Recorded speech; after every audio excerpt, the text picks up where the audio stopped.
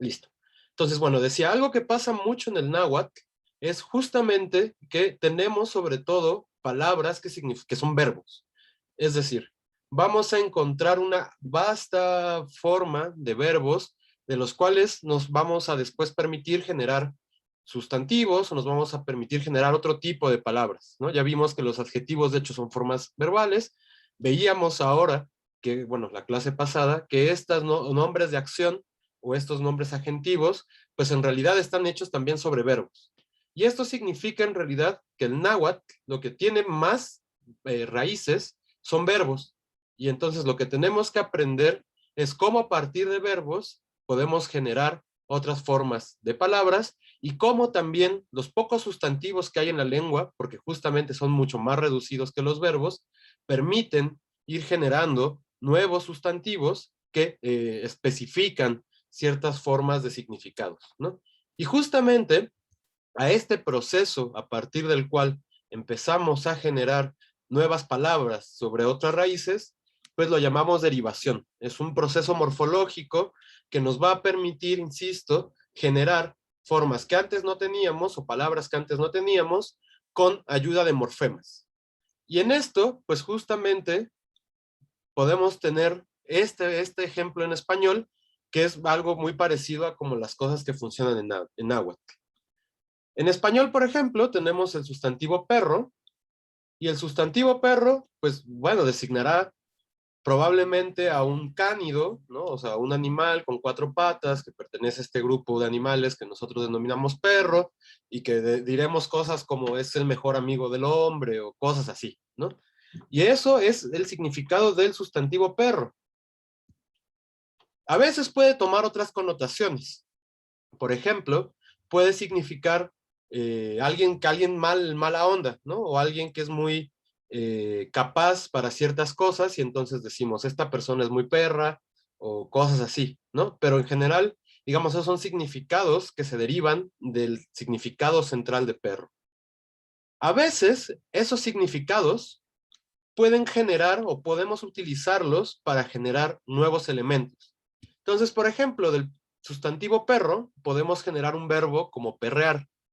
Y ya no estamos, cuando hablamos de perrear, ya no estamos hablando de una característica de estos cánidos, digamos, sino de una cosa en particular que nosotros relacionamos con estos perros, probablemente cierta posición, y de ahí derivamos un verbo como perrear, que significa en realidad ir a bailar reggaetón. Y luego, por ejemplo, de esta forma, perrear, podemos generar otro nuevo sustantivo, en este caso perreo. El perreo ya es un evento, ¿no? Es decir, ya no estamos hablando de la acción de ir a bailar reggaetón, sino del propio baile del reggaetón, y entonces decimos que esto es un perreo. Y todo eso está justamente sostenido, primero sobre la raíz perro, luego esto genera el verbo perrear, y del verbo perrear podemos generar el sustantivo perreo. Y entonces también vamos generando nuevas formas con base en significados muy específicos de las bases anteriores, de las formas anteriores. Podemos incluso generar otro verbo, ¿no? Tenemos por un lado perrear, pero también tenemos emperrar. Y claramente perrear y emperrar no tienen el mismo significado, no es la misma situación de perro, o el mismo significado de perro el que está puesto ahí de base, ¿no? Por un lado, insisto, esto puede ser más como por la posición, y esto más bien es una connotación moral, ¿no? Cuando uno se emperra es porque se enoja, y entonces tiene que ver con también esta condición de cuando alguien es perro, es mala onda y está enojado. Y entonces fíjense cómo pues generamos toda esta serie de palabras, otra vez, con una raíz que es un sustantivo, y una serie de morfemas que van generando estos nuevos significados. Esto en español, digo, se ve más o menos cuál es el proceso que está resaltándose. Ok, bueno. Entonces, justamente este proceso es un proceso bastante común en náhuatl. Es decir, vamos a tener muchas veces elementos que de una raíz nos van a ir generando nuevos sustantivos o nuevos verbos, y también van a ir cambiando un poco sus significados, ¿no? A veces creemos que es algo muy particular de estas lenguas, pero en realidad, como pueden ver, es un proceso lingüístico bastante amplio, ¿no? Entonces no solo es propio de un grupo de lenguas, ni tiene que ver solo con, no sé, esto que decíamos hace unas clases de, eh, como de ciertos significados, ciertas atribuciones que se le dan, por ejemplo, a lenguas minoritarias, en estos discursos medio milenaristas, hippies, sino que, insisto, es una cosa que está en todas las lenguas y vean cómo los significados en estos procesos pues se botan, ¿no? No son constantes, sino que van seleccionando pequeñas partes de significado. Y entonces, justamente, les decía hace rato, en el náhuatl, la gran mayoría de palabras son verbos. Y entonces, lo que tenemos que lograr es que con un pequeño grupo de sustantivos y de verbos generar el resto de palabras que estamos teniendo. Ya vimos varios procesos. La incorporación nominal es una forma para generar estos significados, las derivaciones son otra forma. Entonces, bueno, ahora vamos a ver en particular una serie de sufijos que se van a agregar a sustantivos para ir generando nuevos significados en estos sustantivos. Uno de esos va a ser este yo. Seguramente este yo han oído en alguna ocasión, si se han acercado justo a cierto tipo de análisis de la lengua, decíamos como un poco más hippie, quizás no sabría cómo denominarlo, en donde, bueno, justamente este yo se dice que es una condición como abstracta, que habla de características de grupos, y entonces justamente lo podemos encontrar muy abiertamente en palabras como la Toltecayotl, ¿no? Y ya, bueno, hay toda una serie de elaboraciones acerca de qué es esta Toltecayotl. Ahora vamos a ver cómo lo podemos traducir, pero justamente fíjense que ese tiene este yo. Y entonces, bueno, ¿cómo vamos a analizar este yo que tiene una O larga? Vamos a asumir que tiene tres significados centrales este yo. El más general, están organizados de hecho en sus formas más generales, del significado más general al menos general.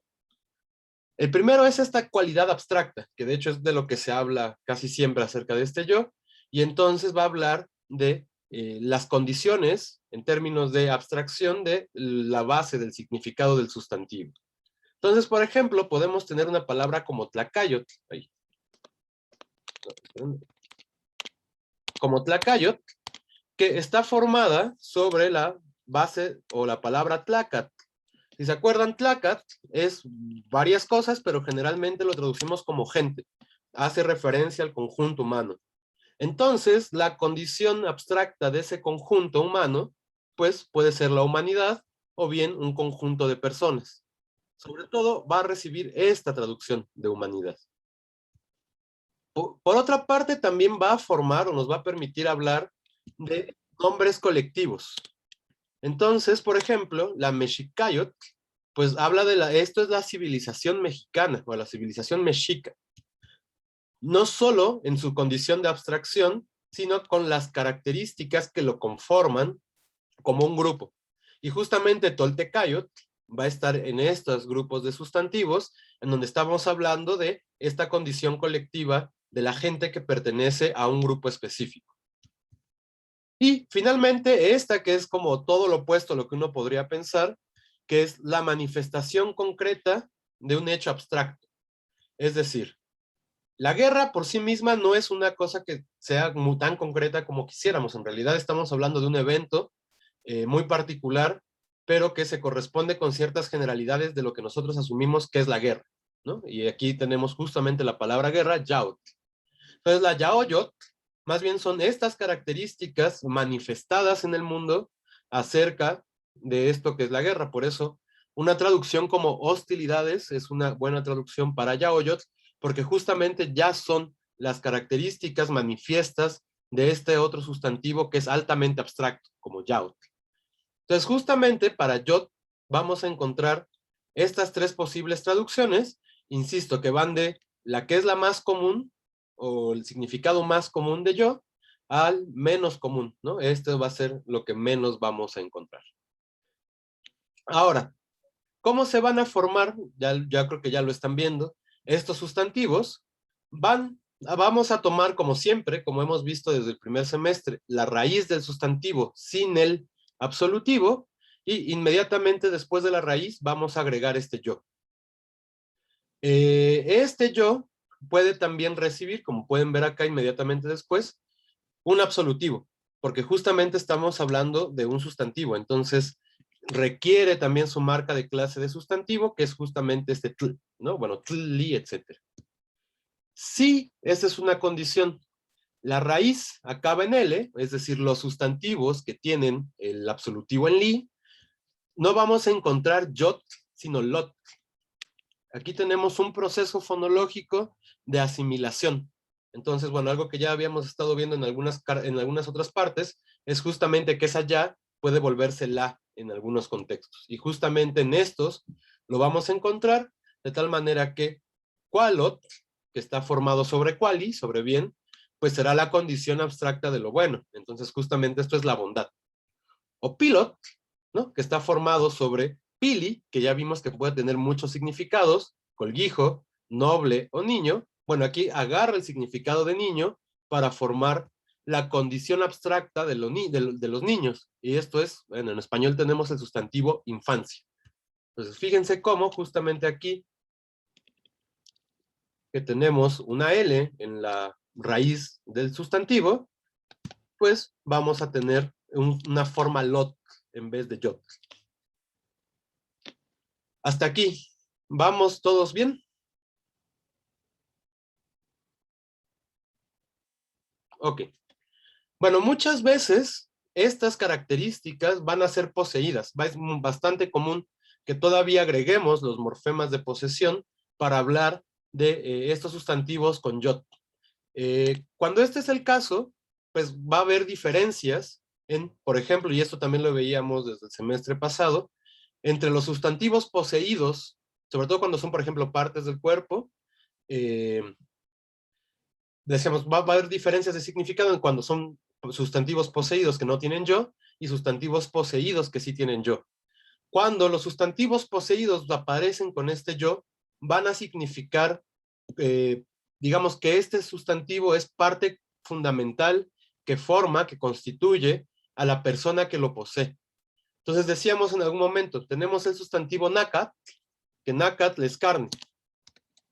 Entonces, bueno, nacat puede ser dos cosas. Puede ser la carne que vamos a comer y entonces eso puede ser nonak, ¿no? Así como justamente la carne que estaba en mi plato y como era mía, pues bueno, es nonak. O bien puede ser la nonacayo. Cuando es la nonacayo es la carne que me constituye y en realidad esto significa mi cuerpo. Es decir, esta materialidad de mi carne que es abstracta en la medida en que es una cosa que es parte fundamental de mí. Yo no me puedo concebir sin mi corporeidad. Entonces, justamente, estas van a ser las diferencias de significados cuando tengamos sustantivos poseídos sin yo y sustantivos poseídos con yo. Cuando lo poseemos, bueno, van a perder el absolutivo y como la O queda en posición final, esta se va a cortar. Entonces va a aparecer simplemente así, nonacayo, sin la o la. Y no va a agregar, ¿se acuerdan? Veíamos que los acabados en vocales agregaban un U para poseer. Bueno, estos no lo van a agregar. Cuando acaban en yo, no van a tener este U. Y en realidad, bueno, sobre yo, eso es lo que tenemos que saber. ¿Esto está quedando claro para todos? Ok. Bueno, otro tipo de sustantivos que podemos generar para, sobre otras bases de sustantivos son un grupo que también podemos llamar posesivo.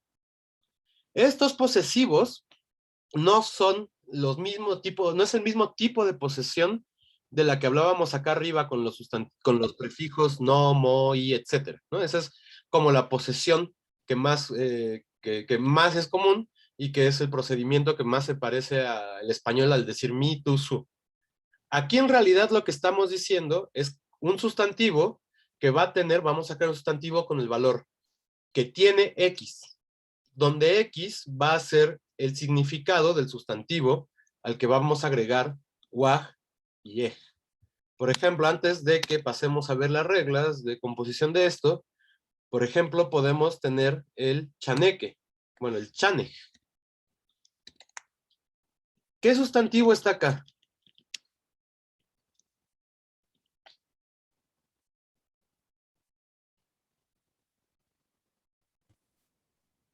Casa, ¿no? Casa, efectivamente, una forma de casa que es chantli. Bueno, a chantli le ponemos este ej, y entonces esto significa el que tiene casa. Entonces, por eso digo que no es exactamente el mismo proceso de composición o el mismo proceso de posesión, sino que más bien vamos a generar un nuevo concepto cuya condición es que tiene, que posee esta persona, son personas casi siempre necesariamente, posee lo que tiene el sustantivo, ¿no?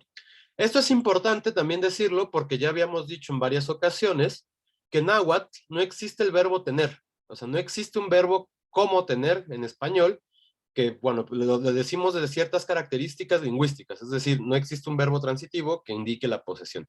Esto no significa, en ninguna manera, que el náhuatl no pueda expresar la posesión de las cosas, ¿no? Si se acuerdan, quienes tradujeron creo que es la segunda parte de lo del memorial breve, en el momento en que dice que Moctezuma, el azteca, tiene 2 hijos, nunca utiliza un verbo tener. Literalmente, y ahorita lo vamos a ver, dice una cosa así como existen o existieron, creo que es existieron, Katka, 2 hijos suyos. Y bueno, eso de existieron 2 hijos suyos es una manera de decir tuvo 2 hijos. Solo que claramente no estamos utilizando un verbo tener.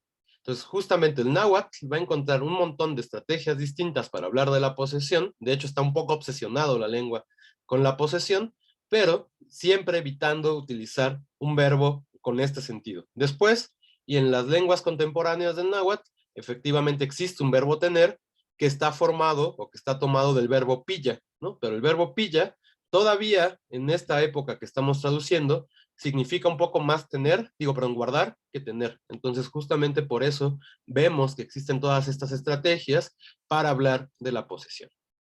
Entonces, bueno, para estas formas vamos a encontrar 2 sufijos posibles. Vamos a encontrar un waj y vamos a encontrar un ej. Los dos tienen el mismo significado, va a cambiar la distribución según qué significa el sustantivo al que se le suman y cómo acaba, es decir, si acaba en vocal o si acaba en consonante. Y entonces justamente los verbos que acaban en vocal van a sumar guaj. Y va a haber una excepción que es los que significan partes del cuerpo. Las partes del cuerpo siempre van a hacerlo con e. Y también van a ser con guaj los nombres que son animados. Ya saben que es muy importante la animacidad en la lengua, que son los sustantivos que pueden hacer el plural, etcétera. Y entonces va a ser muy importante también aquí porque los animados van a llevar guaj. Y entonces, por ejemplo, petlaguaj será que tiene petates. Tlatquihuaj será que tiene bienes o que es rico, ¿no? Es de tlatkit, que es como posesión, ¿no? Son las cosas que yo cargo y por lo tanto son las cosas que me son propias. O chichihuaj, esto es que tiene perros. Podemos encontrarlos incluso, y de aquí, por ejemplo, Coyoacán, Coyohuaj, el que tiene coyotes, o Michoaj, el que tiene peces. Y de hecho también de aquí Michoacán, ¿no? Michoacán es el lugar de los que tienen peces, y Coyohuacán es el lugar de los que tienen coyotes, ¿no? Entonces, justamente es así como se van formando estos diferentes nombres locativos. Tienen de base estas formas. Vamos a encontrar 2 excepciones posibles a esta generalidad de que los sustantivos animados hacen guaj. Y es nanej, que es que tiene madre, y tatej, que es que tiene padre. O sea, estos son excepcionales porque son animados, pero no hacen el posesivo con guaj, sino que lo van a hacer con ej. Y entonces, con ej van a hacer el posesivo los otros sustantivos, los que acaban en consonante y los que hablan de la parte del cuerpo.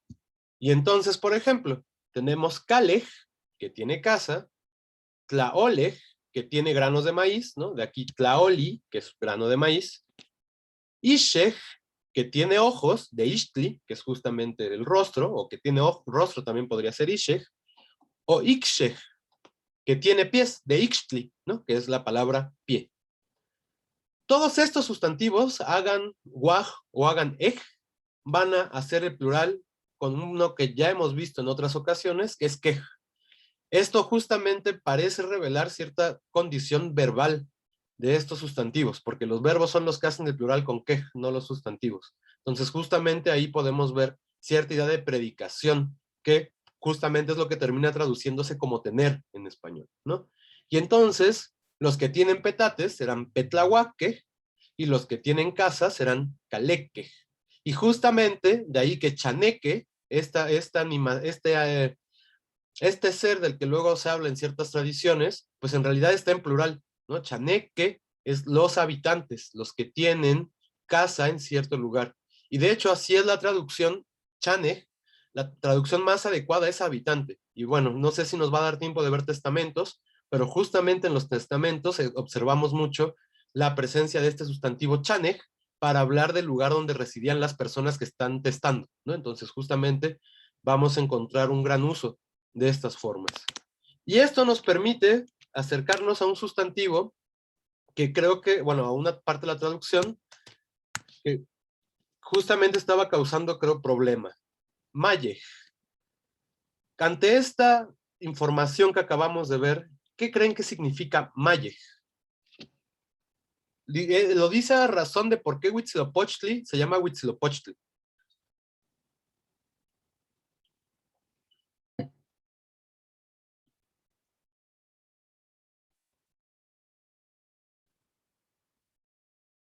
¿Alguien se acuerda de dónde aparece este Malle?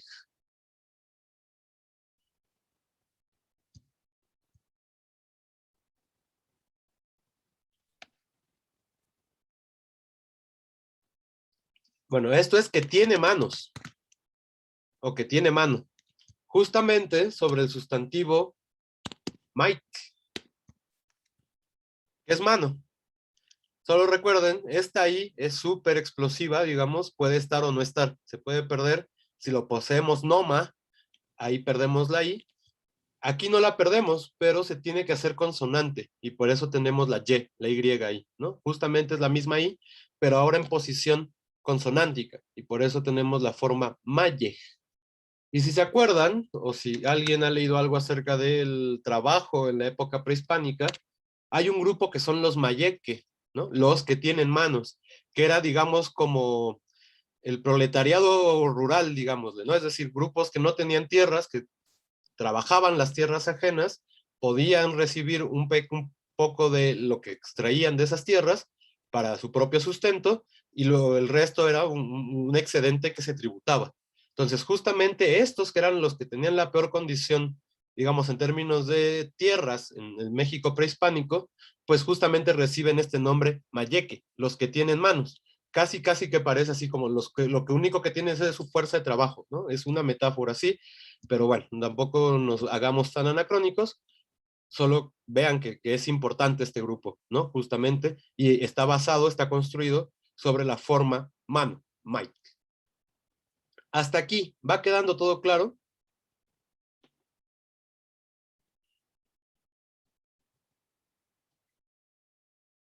Ok. Siguiendo sobre la idea de posesión, justamente acabamos de ver estos sustantivos en yo con o larga. Pues bueno, justamente estos pueden generar una forma posesiva, también con un poco con este sentido de lo que tenemos aquí arriba, agregando un saltillo al final, y entonces tendremos una forma yoj, que por ejemplo podemos observar en yoloctli, ¿no? La palabra para corazón tiene este yoj ahí con su glotal y todo. Y bueno, va a ser la glotal la que haga que yo, la o larga, se vuelva breve. Cuando tenemos este tipo de construcciones, la traducción va a ser hacia adjetivos que terminan en oso, o bien cosas como lleno de y el sustantivo. De tal manera que, por ejemplo, ayoj es lleno de agua o acuoso. Aquí tenemos el agua. Teyoj podrá ser pedregoso o lleno de piedras. Y aquí tenemos la piedra, tet. Eso será que tiene sangre, que está lleno de sangre, algo que es sangriento, y justamente aquí, estli, tenemos la sangre. Entonces, justamente otra vez, estamos generando incluso significados en español medio adjetivales, pero en realidad aquí lo que tenemos son sustantivos en náhuatl. Sobre un sustantivo, este yo, que significa esta condición abstracta, y la glotal, que va a dar el significado de posesión, de algo que le pertenece a alguien, y de ahí que se vuelva una condición como acuoso, pedregoso, sangriento. Son justamente cosas que le pertenecen, que son propias a un elemento, ¿no? Y justamente de ahí vienen esas traducciones. Ahora bien, hemos hablado también en algún punto de la recursividad en la lengua, es decir, que los procesos, por ejemplo, en este caso morfológicos, pueden volver a operar por lo menos una vez más y generar nuevas palabras. Justamente, estos sustantivos, por ejemplo, los que son poseídos, o poseedores más bien, como caleg, pueden todavía generar una nueva forma de posesión. En estos casos, cuando tengamos este tipo de construcciones, vamos a agregar K a la base del sustantivo. Recuerden, este K es lo que hemos llamado participial, lo hemos estado viendo en muchas construcciones y decíamos que sobre todo es la forma participial para unir un sustantivo que tiene este valor participial o un adjetivo con otra cosa. Y entonces justamente como aquí lo vamos a unir a este gua, que es una posesión, que también nos va a indicar posesión, necesitamos que tenga su forma larga, ¿no? Otra vez su forma larga de este morfema participial va a ser K con A larga. Y entonces, bueno, vamos a agregar ya después exactamente el proceso regular de posesión. Entonces, aquí tendríamos, perdón, el poseedor, el sustantivo que significa que tiene casa, esta ligadura o elemento participial que aparece entre el sustantivo y el otro morfema de posesión, y el morfema de posesión. Y entonces, Nocalecau puede ser un montón de cosas como mi propietario, ¿no? Fíjense que ahora sí ya es mío, porque estamos haciendo el proceso general de composición, o mi dueño de casa, o bien, o sea, quizás la mejor manera de traducirlo al español del siglo XXI, mi casero, ¿no? Entonces, así si rentan, quien les renta va a ser su nocalecau, ¿no? Así le pueden decir a la persona que les renta, justamente porque es mi dueño o la persona que en relación a mí que es dueño de casas. Esa es un poco la traducción que habría que hacer muy literalmente, pero bueno, el español que sí puede generar 20,000 sustantivos sin ningún problema, pues tiene esta forma mi casero. También podemos luego con estas formas con K generar nuevos sustantivos con yo, es decir, nuevas formas abstractas de estos sustantivos poseídos. De tal manera que, por ejemplo, calecayot, pues es la condición de ser propietario de una casa, o pilhuacayot es la condición de las personas que tienen hijos. Es esta abstracción de esas condiciones. Otra vez vuelve a aplicar el primer significado que veíamos de yo. Y entonces justamente esto es para que podamos ver cómo ir generando todo este tipo de sustantivos sobre una pequeña raíz, ¿no? En este caso, cale, casa, poseedor, este K como ligadura, digamos, y este morfema de valor abstracto o de las relaciones o condiciones abstractas de los sustantivos. Lo mismo acá, niño, que tiene niño, el guaj, este elemento que nos permite meter el yo, y otra vez la condición particular de la gente que tiene hijos. Entonces, bueno, podríamos llamar a esto quizás paternidad o maternidad.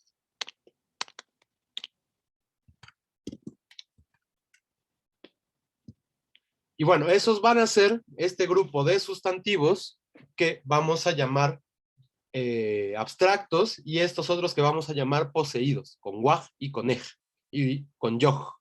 Hasta aquí, ¿queda todo claro? Ok, bueno, y entonces, para acabar esta serie de morfemas, tenemos un grupo que podemos llamar apreciativos.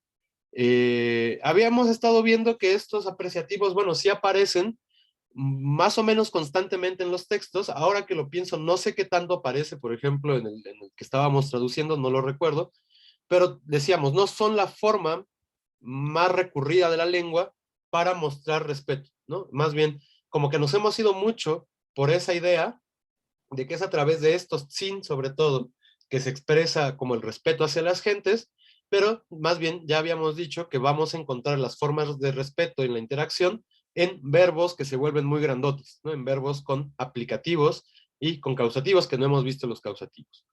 En última instancia, en segunda instancia, van a estar estos otros que también tienen cierto valor de apreciación, pero que no son tan respetuosos como las otras formas verbales.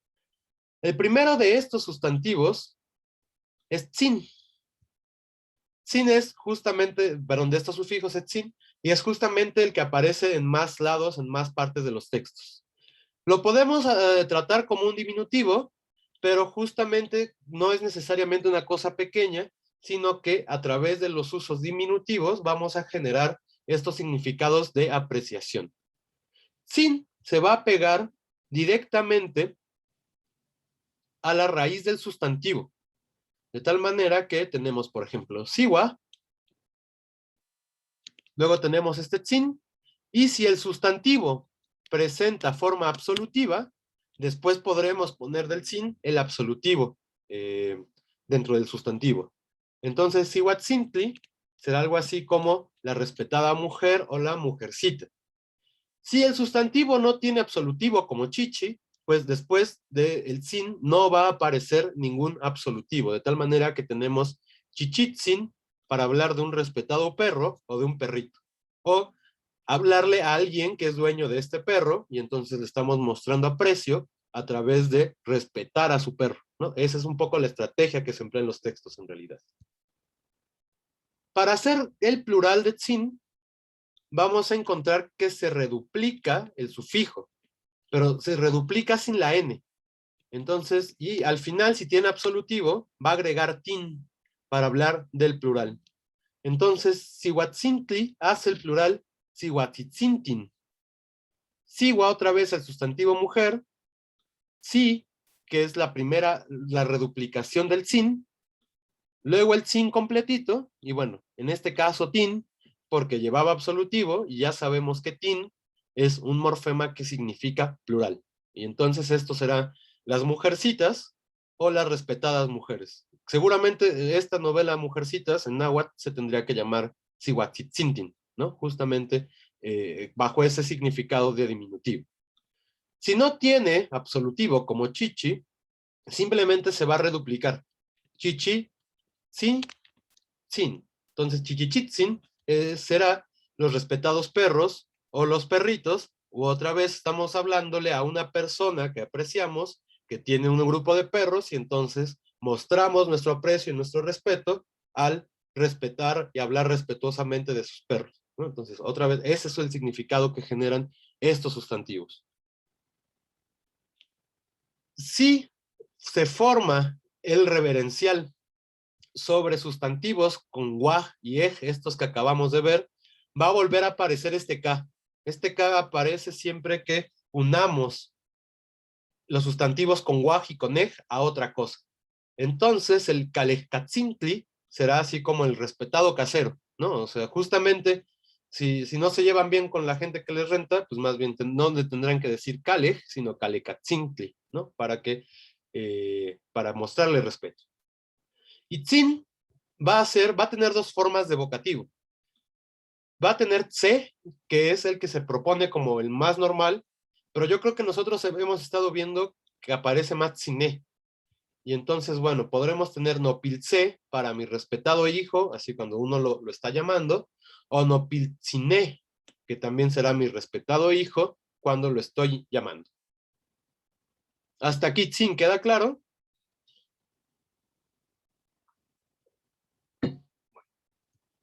Entonces, tenemos luego otro diminutivo, y en este caso va a tener las mismas características que tzin y más o menos el mismo significado. Este es ton.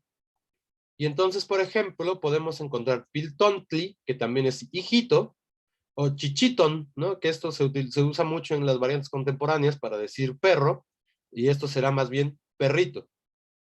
Va a generar el plural exactamente igual que tzin. Entonces, por ejemplo, para decir hijitos, podría ser pil totontin.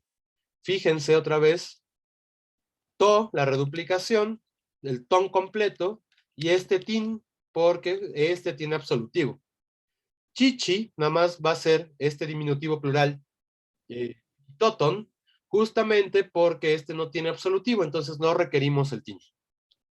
Este, insisto, es un diminutivo, pero con este diminutivo hay menos características de respeto. O sea, aquí sí estamos hablando más del tamaño de las cosas que del respeto que le tenemos a las personas. Eso es una diferencia que es muy clara entre sin y ton, ¿no? Justamente ahí es donde está el cambio de significado. Entonces, digamos, estos dos son diminutivos. Otro diminutivo, pero este tiene más bien un matiz como de ternura, es este pil. Seguramente viene pili, ¿no? Digamos ya como una forma gramaticalizada de pili. Y entonces uno puede decir totópil, y esto es como el pajarito, pero un pajarito que nos lleva a la ternura. Y justamente este va a ser también el plural, reduplicando pi. Entonces, totopípil, ese es el pajarito, o perdón, los pajaritos, otra vez con esta sensación más de ternura, ¿no? Entonces, fíjense, tenemos un diminutivo para hablar de respeto, un diminutivo que es más un diminutivo, que sí estamos hablando del tamaño, que hace referencia, insisto, a las características físicas, y este pil, que hace referencia también al tamaño, no tanto al respeto, pero hacia lo que nos mueve en términos de emociones. Entonces nos está provocando ternura. Seguramente, no sé, a un gato le podríamos poner este pil, ¿no? Mistompil, una cosa así. Bueno, esos son tres diminutivos. Tenemos un aumentativo que es pol. Pol también puede ir acompañado de absolutivos si el sustantivo tiene absolutivo, o bien no aparecer. Pero aquí la diferencia con Paul entre la presencia o ausencia del absolutivo tiene que ver con la valoración. Si aparece con un absolutivo, estamos hablando del tamaño de las cosas o de la edad. Puede ser alguien grande, alguien muy gordo, por ejemplo, en Tlacapoli, o bien alguien viejo. Pero si no aparece con absolutivo, como aquí Tlacapol, esto más bien es un insulto. Y entonces significa así como un hombre feo, una persona que es vieja, una persona a la que le tendremos cierto desprecio. Y entonces justamente esta diferencia con Pol, que fíjense también tiene O larga, va a corresponderse ante la presencia y ausencia del absolutivo. Entonces, es importante que aparezca. Si aparece el absolutivo, hablamos de tamaño. Si no aparece el absolutivo hablamos de una valoración moral de las personas. Y bueno, ya como pueden asumir que es algo que es común o que está pasando en todos estos sufijos, podemos repetir para hacer el plural nada más la reduplicación de pol con la primera consonante y la primera vocal, y poner, si tienen el absolutivo, el tin.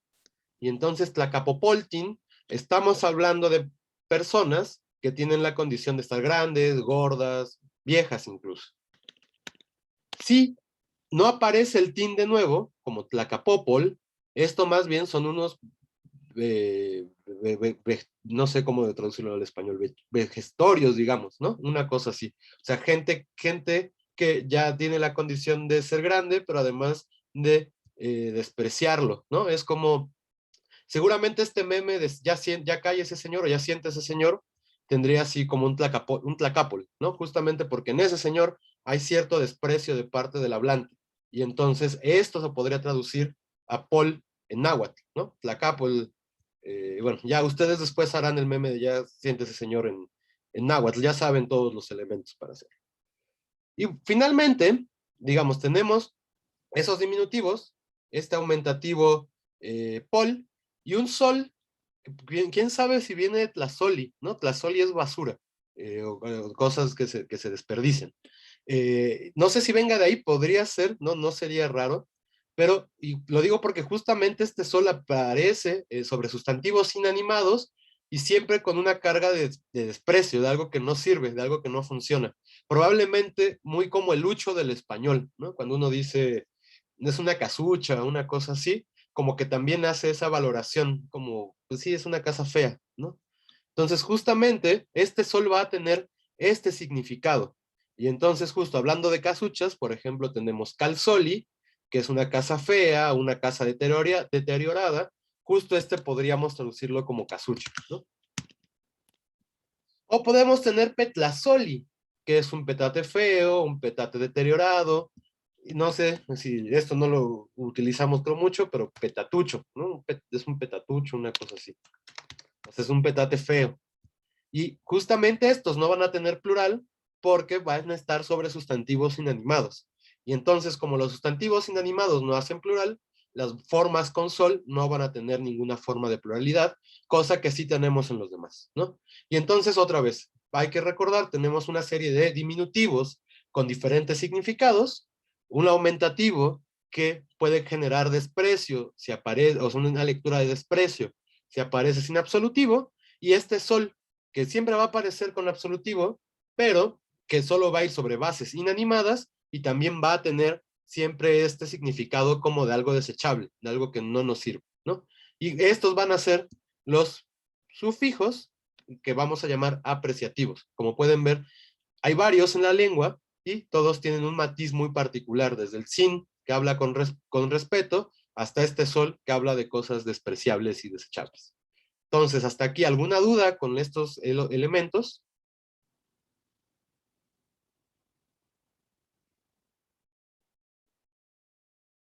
No, todo bien.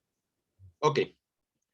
Bueno, pues espero que además ahora algunas partes, por ejemplo, este Mayej, porque dice, y no Poch Mayej, si no mal recuerdo, o sea, que tenía la mano izquierda, pues nos esté ayudando ya a entender mejor algunas cosas de los textos. Y entonces, justo antes de pasar al memorial breve, hay un término que aparece constantemente en el texto, que es colhuaque. ¿Cómo podemos analizar colhuaque?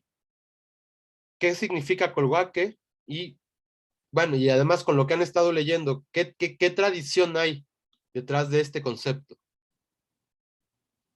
Digo, porque lo fácil es decir, son los de Culhuacán, o la gente de Culhuacán. Sí, sin duda, eso es también. Pero ya podemos descomponerlo y ver qué elementos tiene y qué significado tiene para este colectivo. Primero, ¿cómo lo segmentamos? ¿Alguien propone una segmentación para Colhuaque?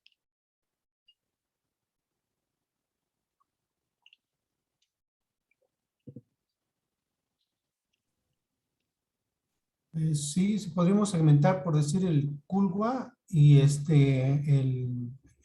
saltillo aparte, ajá, y el qué y el saltillo final también. Ok, siguiendo la segmentación que propone David. ¿Qué nos queda aquí con Colhua?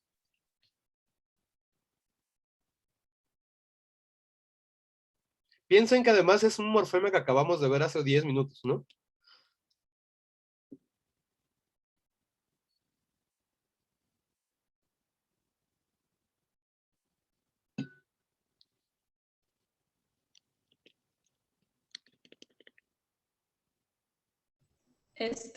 Bueno, creo que ya nos habías dicho que tiene que ver con, o sea, coli, abuelo, entonces que era como los que tienen abuelos.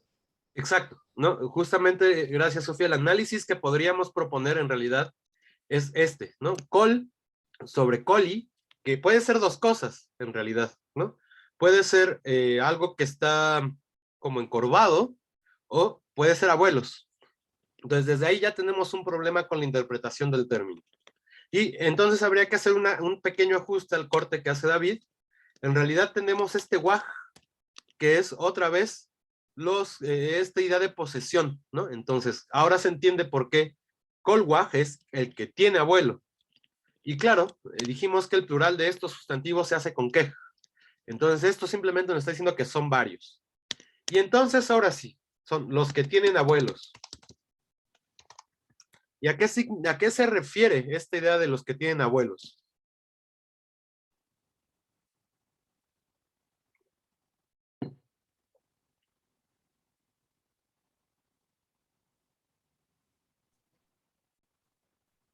¿A quién se opondría además los Colhuaque? Pues no sé si vaya por ahí, pero creo que es como la ancestralidad de Culhuacán frente a como a los recién llegados o algo así. No sé si vaya por ahí. No, tiene que ver con eso, exactamente. ¿A qué hablas, de qué hablas cuando dices la ancestralidad? No sé, es que siento que es una otra forma de decirlo, tener abuelos, ¿no? Pero ah, como, como cierto arraigo, ¿no? O sea, como que ya llevan tiempo ahí, no sé. Ok, digamos, esa es una interpretación que va de la mano, de hecho. Si tuviéramos que oponer, digo, no necesariamente aparece esta oposición y después vemos que estos luego reciben otros nombres. Pero si tuviéramos que hacer una oposición a qué son los que no tienen abuelos, bueno, tenemos para empezar el término, ¿no? Tenemos a Colhuaque.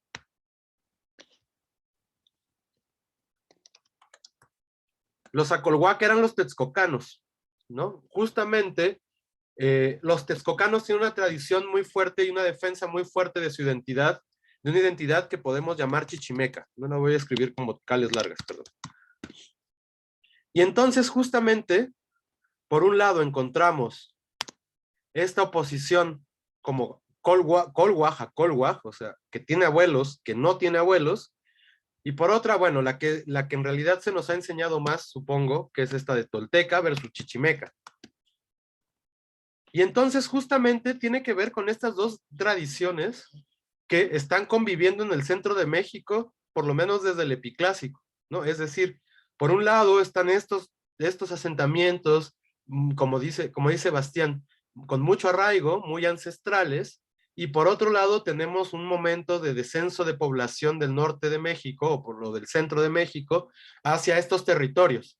Y estas tradiciones, estas comunidades, son lo que suele ser llamado chichimeca. No nos vamos a meter a cuál es la etimología de chichimeca porque la neta es que nadie la sabe, ¿no? Eso de mecate de perro, nada más digamos, eso no puede ser la etimología de chichimeca, no se corresponden las vocales, ¿no? Chichimeca tiene vocales largas, chichi tiene vocales cortas, ya desde ahí lo podemos desechar. Entonces, digamos, no es eso, quizás es habitante de un lugar que se llama Chichiman, donde Chichiman pues vaya uno a saber, pero bueno, independientemente del significado, lo que sí es que pertenecen a una tradición cultural, pues mucho más, no necesariamente nómada, ¿no? Pero sí de una tradición de asentamientos temporales, de una siembra, pues muy inmediata, ¿no? Porque justamente hay una constante movilización de estas comunidades y se opondrían al desarrollo, pues, agrario, sobre todo, de la zona, por ejemplo, de la Cuenca de México, y de no solo del valle, sino también, por ejemplo, de Puebla, de Tlaxcala, etcétera, ¿no? Y entonces, justamente, por eso constantemente en el texto se está hablando de las relaciones que se establecen entre estos grupos que van saliendo de Aztlán, que sobre todo son chichimecas, y su relación y entrada a la historia, digamos, colhua, a la historia tolteca. Esto les va a permitir, por un lado, asentar su propia tradición, porque solo las comunidades que tenían abuelos, o sea, solo comunidades colhua, podían tener derechos a ciertas características en el Valle de México. Por ejemplo, solo los colhuas podían asentar pueblos y podían tener tlactuani. Por eso, si se fijan en el texto, nunca dice que hay un tlactuani, hay un cuautlacto, ¿no? Lo decíamos la clase pasada, una forma de traducir cuautlacto es una cosa así como le ponen que gobernante rústico, ¿no? Con la idea de que el Cuauhit es algo que es rústico, no sé. Seguro es un puesto militar independientemente de lo rústico, ¿no? Pero, o sea, justamente todavía no es un tlactuani, porque solo se puede conseguir tlactuani hasta tener ascendencia tolteca, o sea, colhua.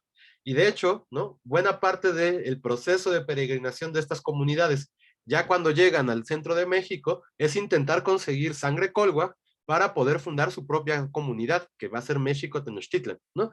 Pero para eso, pues van a tener que ir a Culhuacán, intentar casarse o intentar casar a alguien con la hija del señor, ¿no? Después, bueno, hay una serie ahí de conflictos con Azcapotzalco, finalmente hay un hijo de ahí de una mezcla entre mexicas y colhuas, que es el Culhuacán de aquí de Iztapalapa, y entonces, bueno, ahí ya pueden agarrar a Camapichtli y ponerlo como Tlactuani, pero hasta ese momento, ¿no? Es decir, se tienen que cumplir todas estas condiciones.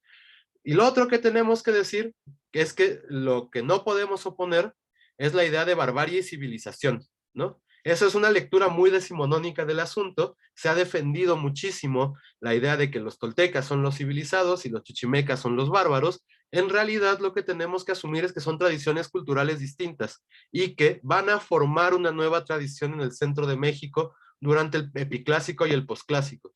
Y de hecho muchas de todas las historias que estamos contando, y como de hecho se explica en el texto que tienen que leer, pues justamente es parte fundamental también de todas las comunidades de esta época asumir su pasado chichimeca. Y de hecho lo tienen muy orgullosos, ¿no? Los Acolhua que van a ser los que más lo hagan, tienen toda esta tradición de Xolotl y también van encontrando, pues van encontrando cómo mezclarse con los colhuas, pero ellos van a tener, por ejemplo, muy presente su tradicionalidad chichimeca. Los mexica también, aunque un poco menos, se ve que les interesaba tener mucha más condición de colhuaj en el Valle de México, ¿no? Pero justamente por eso decimos, en el texto constantemente se está haciendo referencia a estos desplazamientos y a este paso por Chicomostoc que se vuelve en realidad un Colhuacan, y entonces ahí se les da cierta característica a estos grupos de ya no solo ser chichimecas, sino empezar con la tradición también tolteca. Y de hecho después van a volver a recibir los grandes símbolos de la chichimecaidad, digamos, ¿no? Así los arcos, los escudos de casa, se va a hacer énfasis en que van a empezar a comer biznagas, porque justamente eso también les da este otro lado de control chichimeca, ¿no? Y es una parte que se cuenta que encuentran a Iztapapalot, ¿no? Iztapapalot son Mimixcoa, que justamente pues van a querer acabar, pues depende de la tradición que se esté contando, pero en general van a atacar a los mexicanos y al final Huitzilopochtli o guía a los mexicanos para que los venzan, o abiertamente él es el que participa y vence, y a partir de ahí reciben las prebendas chichimecas, ¿no? Entonces justamente las narraciones históricas van a tener siempre, por lo menos para este periodo, ambas tradiciones, ¿no? Van a ser chichimecas y van a ser colhuas. Y entonces ya vimos justamente colhuas es porque tienen abuelos, y estos abuelos son específicamente ascendencia tolteca. No necesariamente es tolteca de Tula, ¿no? Puede ser cualquier otra Tolan. Recuerden que Tolan también no solo es un espacio específico, sino también es algo así como urbs en latín, ¿no? La urbe, la gran ciudad. Y entonces vamos a encontrar varias Tolan en el espacio mesoamericano. Y entonces hay que encontrar, digamos, sangre de esas Tolan, de esas tradiciones. Pero bueno, ya era nada más una pequeña vuelta sobre el término colhuaj, que insisto, pues está apareciendo mucho en el texto y no es gratuito que esté. Pero bueno, ¿hasta aquí alguna duda? Perdón, Sebastián, sí. No, bueno, es que no, primero la pregunta de David y ahorita yo te hago, porque era sobre lo que nos estabas contando de las biznagas y eso. Ok, bueno, sí, nada más para el comentario de David.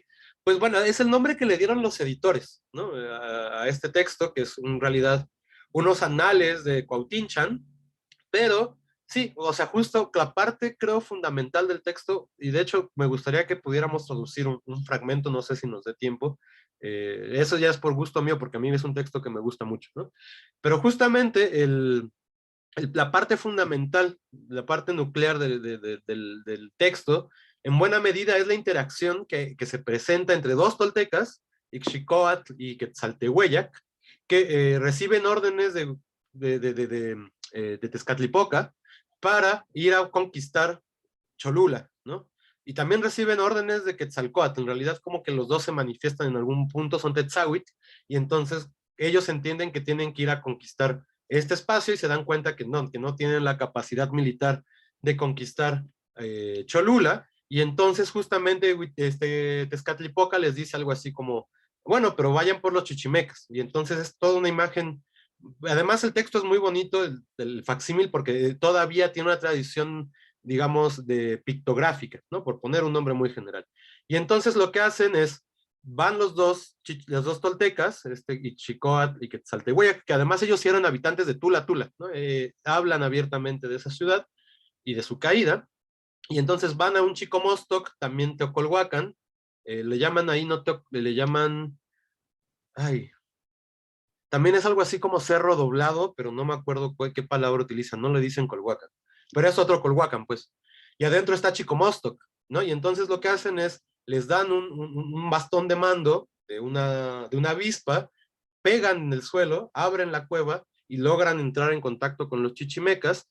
Hay una parte en que hay una traducción constante, porque solo uno habla náhuatl de los chichimecas, no me acuerdo cómo se llama, creo que Coyogua, y justamente Coyogua va, sale, habla con Ixchicoatl y Quetzaltehueyac, entra con los señores de chichimecas, les prometen entregarles la tradición tolteca, sembrar maíz, hablar náhuatl, y entonces ellos aceptan fundarse con esta nueva comunidad, conquistar Cholula y desplazar a los Olmecas Xicalanca, que eran los que vivían ahí, probablemente algunos hablantes de náhuatl, del náhuatl oriental, del que ahora se habla en la Huasteca y esa zona.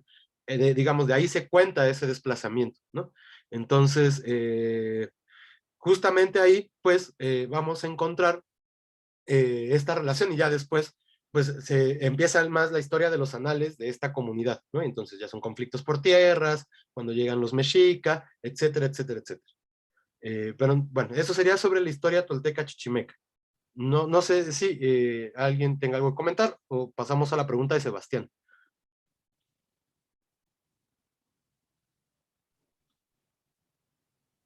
Pues, ajá, bueno, mi pregunta iba más como, este episodio de las piscinagas es donde toman el nombre de mexicas. Bueno, supone que sí, ¿no? Cuando sacrifican a unos sacerdotes o algo así. Es que algo así bien un documental en línea, pero no me acuerdo bien. El nombre de mexicas en realidad lo van a recibir hasta el final, hasta la fundación de México. Antes, de hecho lo dice en el texto, se llaman mexitin. Y sí, también hay un cambio nominal, ¿no? Algo que sí es importante, que también va acompañado con la idea de desplazamiento, es el que se les otorgue un nuevo nombre a través del dios tutelar, ¿no? Que además, bueno, es el dios tutelar que traen envueltos, que vienen cargando, ¿no? Tienen un tlaquimiloli, un envoltorio sagrado, en donde algo de ese dios está ahí, es un Ixiptla, pues, ¿no? Es una manifestación, una imagen de ese dios.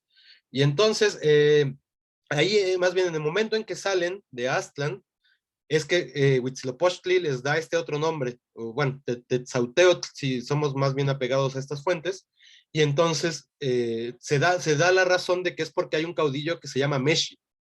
Creo que en esta versión en particular no se nombra así, pero digamos, eso pasa inmediatamente después de que salen. Ahora, también el acercamiento con los Mimishkoa va a ser casi inmediatamente después de su salida, cuando encuentran a Iztapapalop, pero más bien ahí lo que reciben son las características de la tradición chichimeca. Les dan un arco, les dan un escudo y se pintan la cara de rojo o de negro, ¿no? Y entonces justamente, más bien ahí se conforman en parte con esta tradición. Lo que yo no recuerdo sinceramente es si también en alguna versión es ahí donde se les otorga el nombre. Eso sí no lo recuerdo en este momento, pero lo que yo recuerdo es que en realidad se les otorga en casi todas las versiones saliendo de Aztlán o pasando por Chicomostoc, porque también, ¿no? Hay una salida de esta cueva, del espacio, digamos, como previo al espacio humano y al tiempo humano, y una vez que pasan por ahí, pues reciben estas características humanas, se asumen en el tiempo humano, empiezan su propia cuenta calendárica y empiezan el descenso hacia, pues la migración hacia el centro de México. David, sí. Sí, maestro. De hecho, bueno, gracias a las lecturas que usted nos ha dejado, me dio la tarea de checar lo del códice Boturini. Entonces hay una versión, y sí, efectivamente, no me acuerdo si es en la hoja 5, la hoja 6, donde precisamente en su encuentro con los Mimizcoas, Huitzilopochtli al parecer les ordena que los sacrifiquen, ¿no? Y los sacrifican encima de unos huizaches.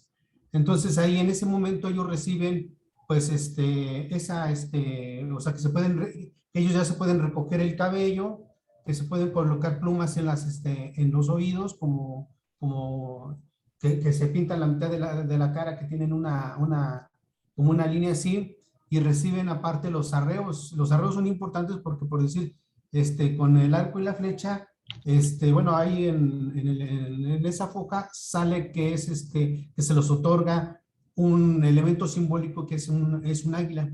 Entonces, con esa... Que es Huitzilopochtli en realidad, ¿no? Sí, bueno, entonces con ese elemento simbólico aprenden a flechar el cielo, por decir, en los 4 puntos cardenales, Mm. y también les entregan lo que es la red, una red para pesca, para el sustento. O sea, que eso, bueno, me imagino que son todo eso simbólico y que eso es lo que representa, ¿no? El simbolismo. Sí, no, y justamente, no solo es que no solo, aquí es donde entramos en la gran discusión que planteábamos ya alguna vez entre mito e historia, ¿no? O sea, o mito-historia. En realidad aquí no sabemos, o sea, si solo estamos hablando de elementos simbólicos, pero también, o sea, si estos símbolos representan un momento particular en el desarrollo histórico de estas comunidades. O sea, claro, en el presente, cuando se narran estas historias, están muy simbolizados, pero por supuesto que están hablando de una tradición previa, ¿no? Que se mantiene todavía conocida en la oralidad y en la identidad de estas comunidades. Pero sí, justo como plantea David, digamos, el otorgamiento de estas características chichimecas no es cualquier cosa, ¿no?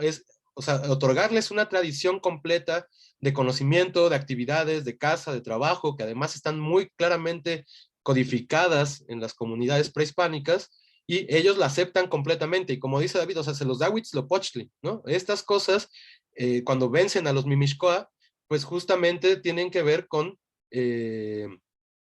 la relación que se establece por el Dios y los privilegios que les está otorgando. Obviamente seguro encontramos estas narraciones en comunidades no mexicas, porque justamente son esquemas narrativos que se van repitiendo y que integran como la totalidad de la identidad de estas comunidades, ¿no? Y luego, bueno, además la historia de los 400 Mimixcoa, luego también tenemos los 400 Censohuitznahuac, ¿no? Que también son los hermanos de Huitzilopochtli o los tíos de Huitzilopochtli, según la versión, y justamente pues van a atacar a Coatlicue y él los va a vencer, ¿no? Y entonces, al final, bueno, se convierten en las estrellas. Hay una narración en el Popol Vuh muy parecida también de 400 cosas que terminan yéndose al cielo y terminan siendo las estrellas, es decir, como que se ve que estos esquemas de 400, un algo, y el ataque del dios tutelar son importantes para dar identidad, ¿no? Y de hecho, en la versión de los Censohuitznahuac, es tan importante que de hecho ahí deciden abandonar Coatepec, que además después Coatepec es en realidad el templo mayor, ¿no? Y de dejar a un grupo de gente que no quería mantener el camino hacia el centro de México, o bien abiertamente lo sacrifican, ¿no? También en alguna versión, esos Censohuitnáhuac son gente que no quería seguir moviéndose, que ya en Coatepec estaban bastante bien, y Huitzilopochtli le dice, no, pues ustedes quiénes son para ordenarme, yo soy el dios, ¿no? Entonces, si yo digo que nos vamos, y pues ataca. Y bueno, ya para acabar con esto, lo que pregunta Sofía, que cómo entran en contacto con los chichimecas en la cueva, lo que pasa es que la cueva está cerrada, ellos viven adentro de la cueva, están como en otro espacio, en otro tiempo, y justamente si recordamos que las cuevas y las montañas son los espacios de donde proviene toda la fuerza telúrica del mundo y de las divinidades y también de lo que es humano, pues lo que pasa es que están encerrados y contenidos en un espacio así, atemporal, digamos, ¿no? Y justamente por eso necesitan, con un elemento, digamos, mágico, poder abrir la cueva para poder entrar en contacto con la gente que habita ahí. Y justamente que este elemento mágico va a ser un bastón de mando, ¿no? Además, o sea, se están manifestando como, como los que tienen a gobernarles, y a la vez, con esto abren el espacio, los extraen hacia el mundo terreno y les otorgan una nueva tradición cultural, ¿no? Ellos ya eran chichimecas, les otorgan la tradición de la toltequidad, digamos, y entonces ya, fundados como un nuevo colectivo, estos toltecas chichimecas pueden ahora sí fundar su nuevo espacio en Cholula, ¿no? Porque la van a conquistar, y de hecho la conquistan, y etc. Pero no sé si con eso hay más dudas. Sí, David. Sí, ahorita que mencionó que el Culhuacán de que está aquí en Ixtapalapa, Me hizo mucho sonido porque, por decir, de hecho, acabamos de tener una clase precisamente que en etnografía, ¿no? Mesoamérica y Norte de México, donde precisamente veíamos, estamos estudiando la península de Ixtapalapa. Entonces, que en ese cerro, bueno, me imagino que donde se sentaron los Culhuacanes, pues inclusive también hay esa cuestión de de la, de la cuestión, de las cuevas, que hay inclusive cuevas dentro, bueno, no en la cúspide, pero sí alrededor del cerro, ¿no? No sería probablemente la conjunción de ese elemento de las cuevas con los Culhuacanes, todo ese bagaje pues se podría decir, de legitimidad para los mexicanos, ¿no? Porque me imagino que, pues como eran los recién llegados y luego chichimecas, pues necesitaban, como usted bien dice, ¿no? El elemento legitimador para poder colocar un tlatoani, ¿no? Sí, no, y no solo para colocar un tlactoni, sino para tener derecho frente a todas las comunidades de fundar un Altepet. O sea, porque insisto, no solo era una cosa como de legitimémonos en términos de poder, sino consigamos todos los privilegios que vienen de la mano con esta idea de la tradición tolteca, ¿no? Y entonces justamente todos esos privilegios son fundar una comunidad, imponer un tlactoani, poder fundar relaciones políticas más equitativas entre las comunidades alrededor, porque claro, estuvieron sometidos a Colhuacán y a Azcapotzalco un buen rato, ¿no? Pero es hasta que logran tener su propia línea de gobierno que van a permitir, les van a permitir también a ellos hacer negociación aparte, ¿no? Ya tienen su propia comunidad.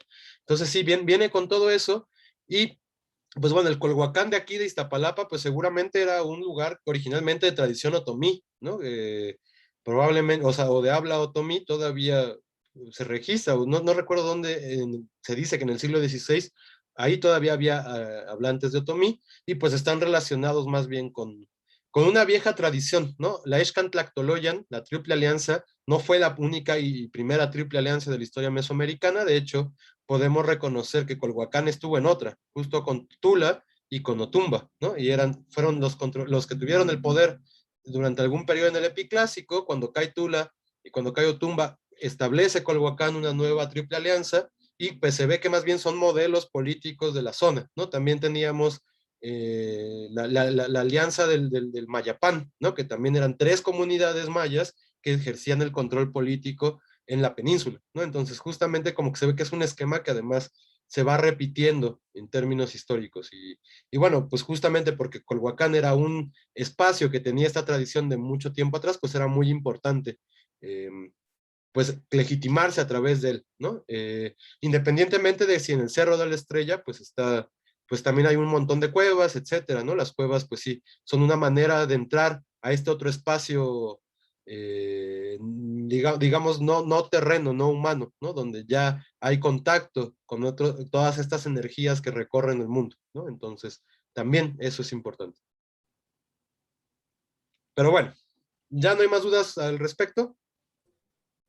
Muchas gracias, ¿no? Ahorita no.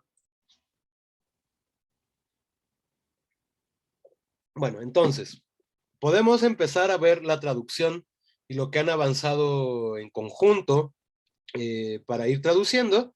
Como pueden ver, bueno, fueron 2 personas con las que se pudo sacar esta traducción. Como no nos importan los nombres, sino las traducciones, pues dice A y B, son propuestas al final que vamos a discutir. Nadie de la tercera parte, con excepción de una persona que hizo toda la traducción, nadie ha subido ninguna propuesta de la tercera. Entonces, a eso lo seguimos esperando para seguir trabajándolo, pero igual, pues bueno, no creo que lleguemos hasta allá hoy. Entonces, igual sí súbanla, pero con lo que tenemos podemos trabajar. Y entonces empezamos con la traducción. Dice, Nican Mictoa Motenegua. Y ya de entrada tenemos estas 2 propuestas. Aquí se dice y se refiere, y fíjense que tenemos esta ahí, ¿no? Una conjunción en español, o bien aquí se dice, se refiere. ¿Y qué hacemos entonces con estos 2 verbos? ¿Alguien tiene una idea de qué está pasando con los verbos ahí, mictoa, motenegua?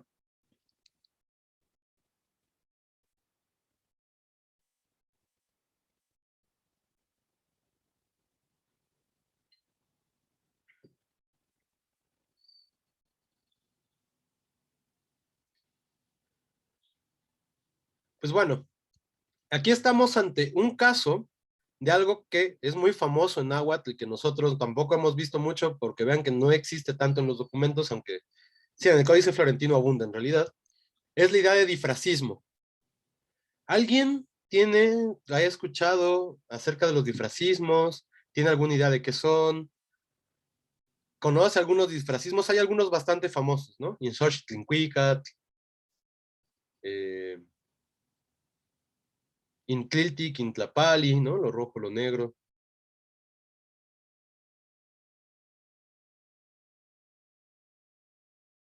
¿No? Bueno, pues justamente, digamos, aquí ya estamos en una cosa más de retórica, ¿no? Ya no estamos necesariamente viendo las características formales de la lengua, sino viendo cómo estas características sirven también para generar ciertos tipos de discurso. Y entonces, un elemento que es bastante explotado, no solo por el náhuatl, aparece también, por ejemplo, en los documentos, bueno, en los textos epigráficos mayas, etcétera, es esta idea de difracismo. El difracismo es colocar dos elementos del mismo valor para generar un nuevo significado. Y bueno, muchas veces esos difracismos y esos nuevos significados o son medio intraducibles o en realidad simplemente se está reforzando la idea de uno con el otro. Y habrá otros que efectivamente sí generan un significado distinto al original. Esos son los más raros y estos hay que aprendérselos casi de memoria porque, pues digamos que del contenido no podemos asumir el significado del nuevo elemento. Uno que es muy famoso y que de hecho hemos visto nosotros con otra forma, es este difracismo de Inat Intepet. ¿Qué creen que signifique Inat Intepet? Literalmente, primero, ¿qué es? Y luego, ¿qué creen que signifique?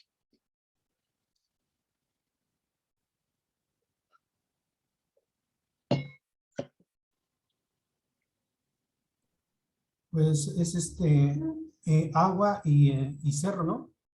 Exactamente, es el agua, el cerro. ¿Y eso qué es, David?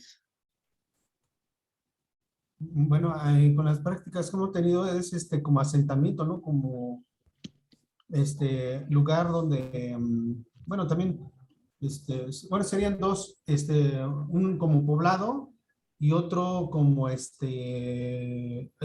que se obtienen de ahí recursos para su sustento.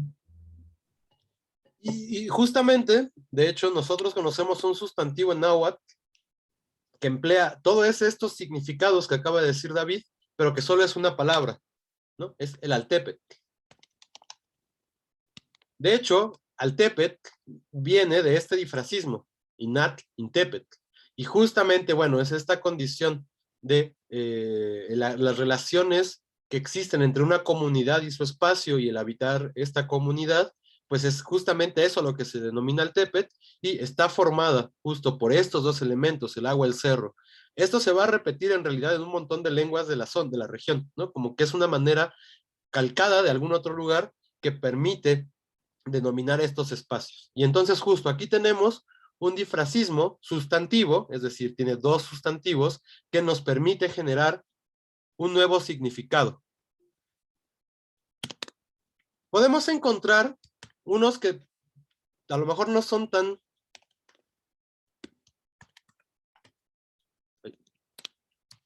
espectaculares, pero que habría que considerar exactamente difracismos.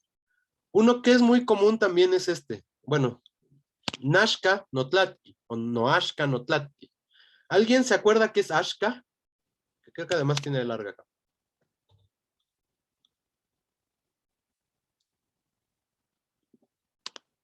¿Qué sustantivos tenemos ahí?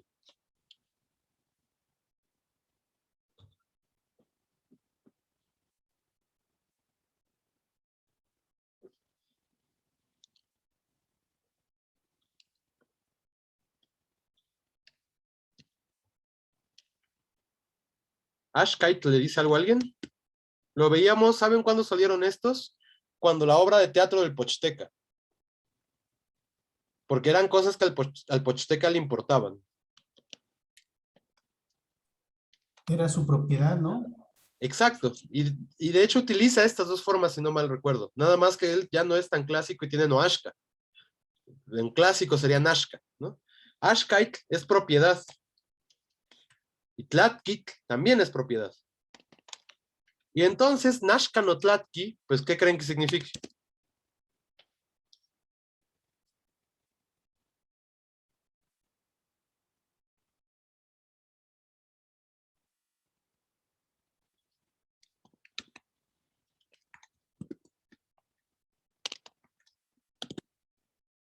¿Alguna propuesta, alguna idea? ¿Qué hacemos con estas cosas de repente? Nashka no Tlatki.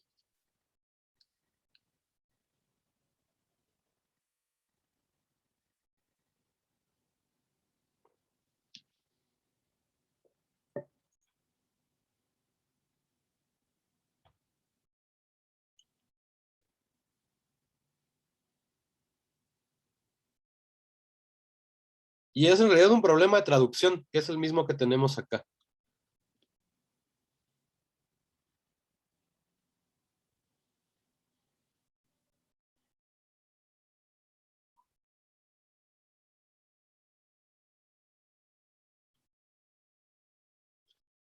Pues tendríamos en realidad dos posibilidades de traducir esto. Estamos viendo aquí que este es un difrasismo más prototípico, Inat Intepet, que estamos encontrando propuestas de traducción por un solo elemento, asentamiento, poblado. Y entonces decíamos, lo que pasa es que en estos difrasismos, lo que está formándose es un nuevo significado a través de la composición o de juntar dos elementos que pueden o no estar relacionados, pero generan en esta composición un significado completamente nuevo. En realidad es un problema de significado, es un problema semántico. Y entonces, bueno, en Inatlintepet, como que menos problema de traducción encontramos si lo traducimos todo por poblado, ¿no? Eso significa. Si asumimos, por ejemplo, la propuesta de León Portilla, Inxoxitlincuicat. ¿Qué es Inxoxitlincuicat? En este. Literalmente, ¿qué es Inxoxitlincuicat? ¿Las flores y los cantos? La flor, el canto o las flores y los cantos. Y Miguel León Portilla, ¿qué decía de este difrasismo?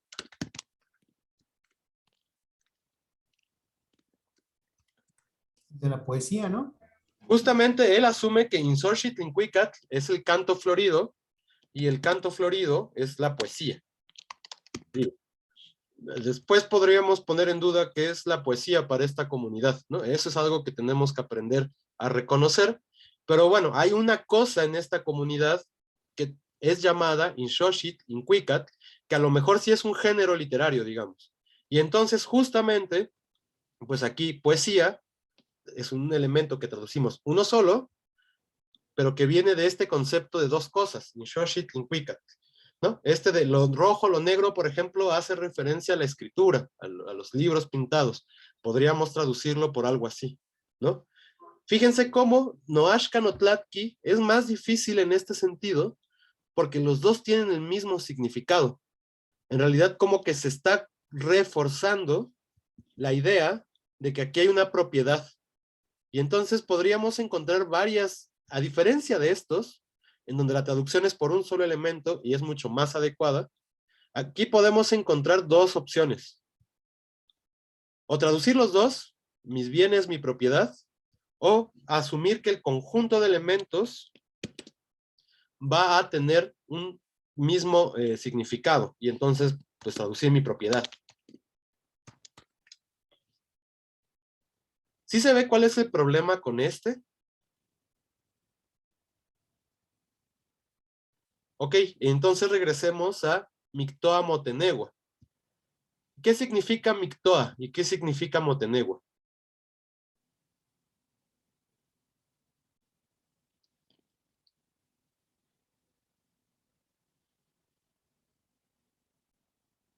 Igual, y toa significa decir, Uh-huh. y Montenegro de acuerdo a los, se refiere. Bueno, con el mo tiene ese significado como se cuenta, se refiere, se llama, ¿no? Y en realidad es como nombrar, mencionar, una cosa así. Ya veíamos en una clase que además es levantar con los labios, ¿no? Tenevo. Y entonces, pues en realidad estamos de nuevo ante una conjunción de significados.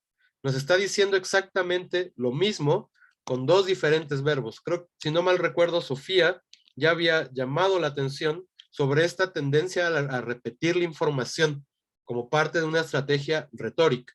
Justamente aquí tenemos ese tipo de estrategias, pero ahora ya no con sustantivos, sino con verbos. Entonces vamos ampliando nuestra presencia de elementos difrasísticos, ya no solo a sustantivos, que es donde más estudiados han estado, sino también a verbos. Y entonces aquí tenemos, aquí, Nican, se dice, se menciona, se refiere, se cuenta.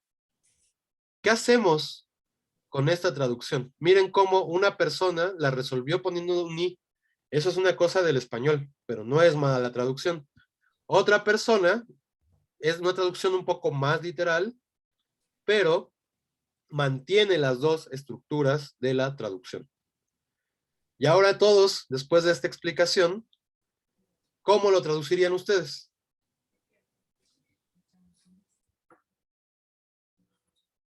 Bueno, yo la tomé como usted bien anotó, ¿no? La cuestión más abstracta, ¿no? Como que abstracta y complementaria, porque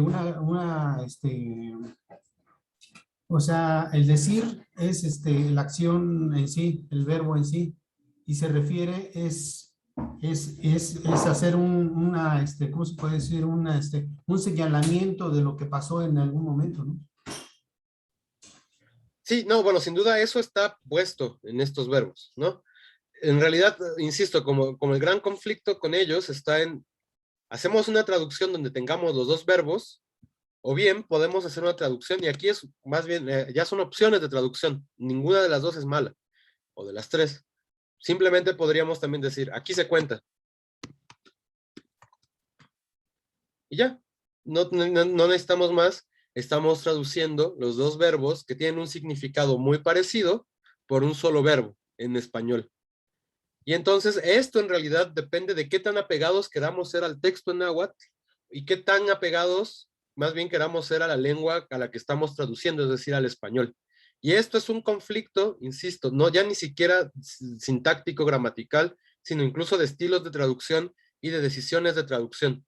Y entonces, si ustedes en algún momento tienen que enfrentarse a una traducción de un documento en náhuatl, no sé, que la vayan a publicar, así les invitan a hacer un trabajo en Tlalocan, yo qué sé, justamente, pues hay que tomar esas decisiones y se tienen que hacer explícitas, ¿no? Entonces, justamente aquí lo que tenemos ya es una decisión que va, insisto, más allá de nuestro análisis sintáctico, sino que hace referencia a nuestra propia propuesta de traducción. Y entonces, o sea, digo todo esto porque igual al final ustedes van a tener que hacer una traducción de todo esto y van a tener que tomar estas decisiones y hacerlas explícitas, ¿no? Así como aquí traducimos esto por esto, o aquí traducimos tal por tal condición, etcétera, ¿no?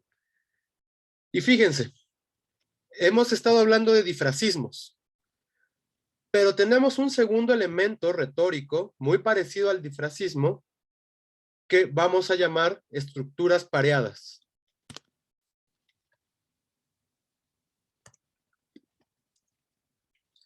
Básicamente lo que estamos haciendo cuando decimos difrasismo es elementos, sustantivos o verbales que van a aparecer con la misma morfología, con los mismos sujetos, con los mismos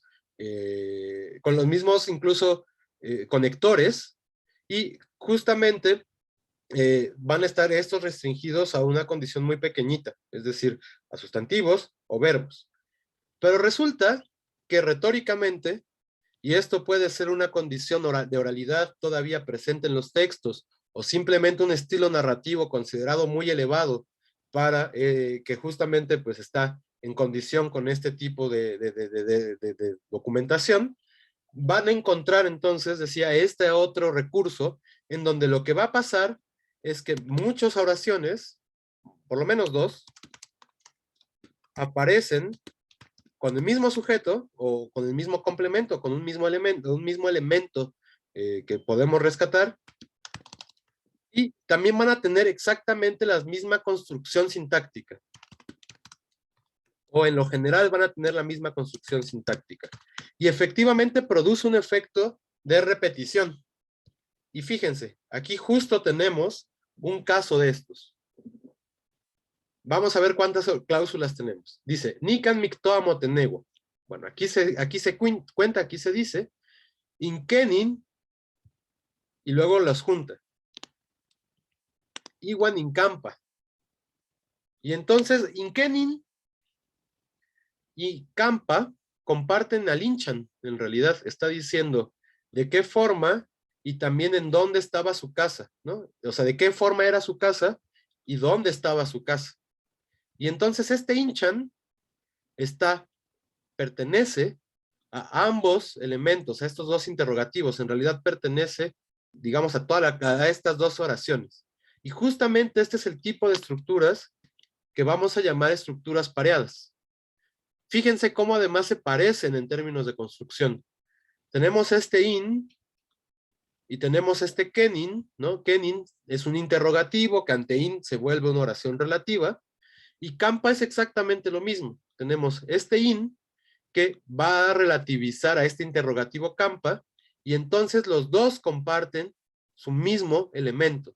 Y entonces, esto más que cómo y a dónde, o cómo y de dónde, digamos que comparten la traducción aquí, porque lo que no se había dicho es que inchan puede pertenecer a ambas cosas. Y entonces justamente podríamos generar una traducción C como de qué forma era y dónde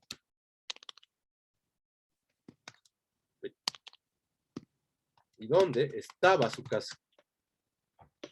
Y claro, lo que no tenemos, porque ya sabemos que no existe necesariamente en el náhuatl, es este era y este estaba, que en realidad son los mismos tipos de construcción copulativa que, bueno, en español necesitamos llenar con un verbo.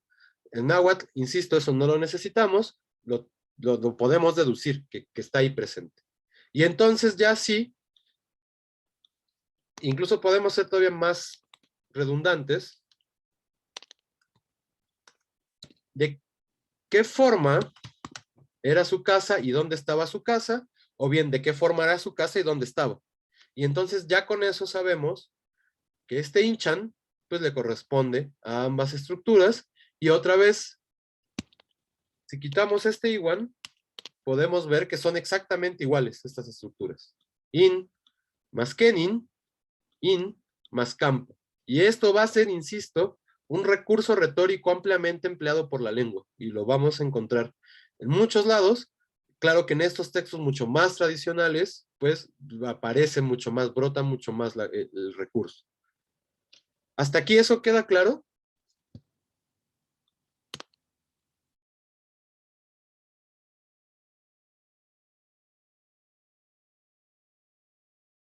Ok.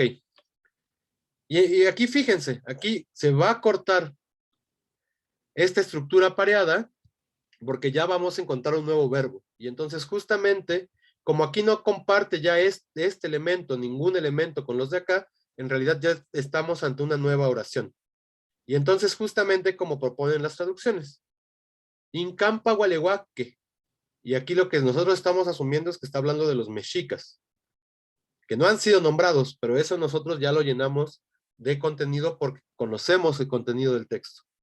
Y entonces, Incampa gualehuaque, como de dónde partieron los mexicas. Y fíjense que además, algo que también es algo muy retórico, es la presencia constante en este texto de este igual. ¿Qué significaba este igual?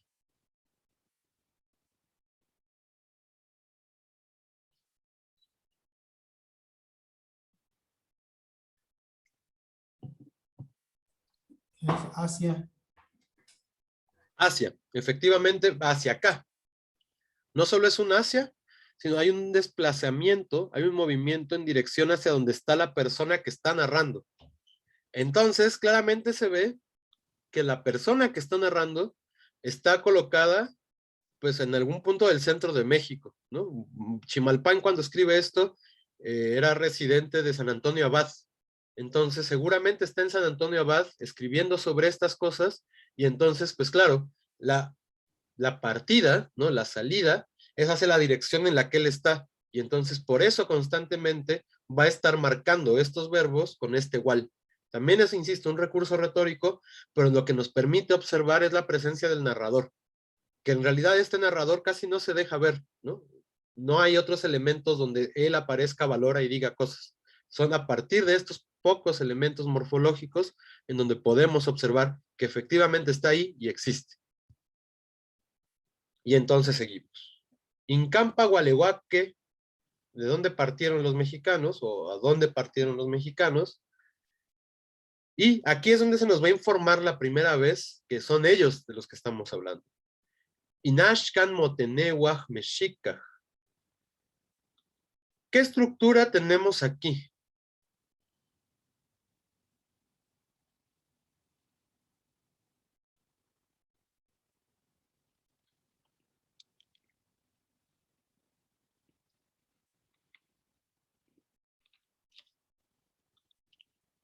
¿Alguien se acuerda? Justo esta traducción la revela bastante bien.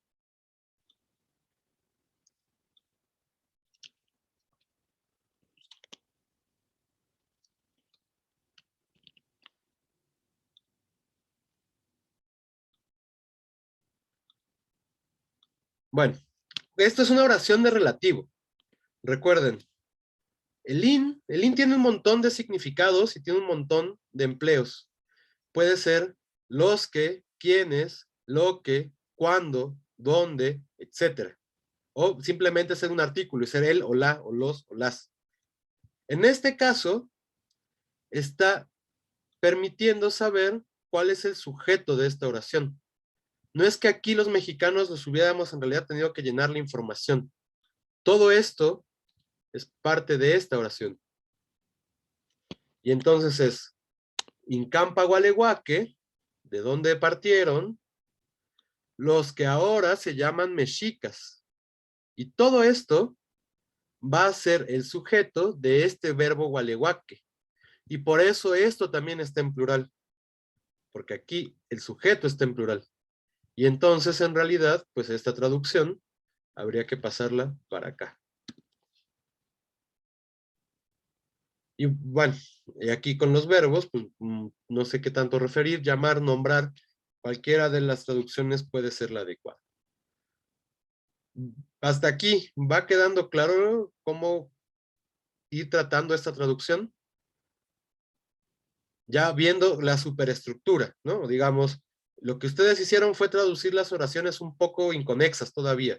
Ahora que podemos ver las relaciones sintácticas y la organización del texto, pues vamos haciendo ciertos ajustes a lo que ya habían traducido y nos permite tener una lectura mucho más clara, ¿no? Mucho más limpia, digamos, del texto. Y entonces, ¿de qué forma era su casa y dónde estaba su casa?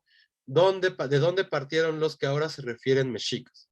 Y en realidad, así como está, sí parece estar pareado con estos. Tenemos un travesín y un interrogador, in y un interrogador, aquí con un mismo elemento de referencia que es la casa de ellos, y aquí otra vez in y un interrogador con ya un sujeto completamente distinto.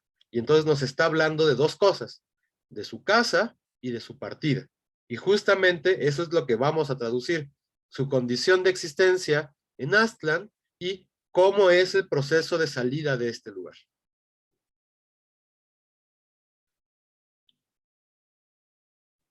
¿Hasta aquí vamos bien?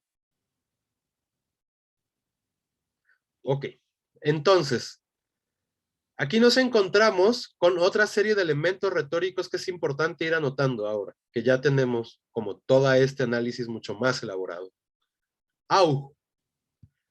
Au es una conjunción y significa i. Este au, no sé si se han dado cuenta cómo está distribuido en el texto, pero se emplea cada que hay un cambio de tema.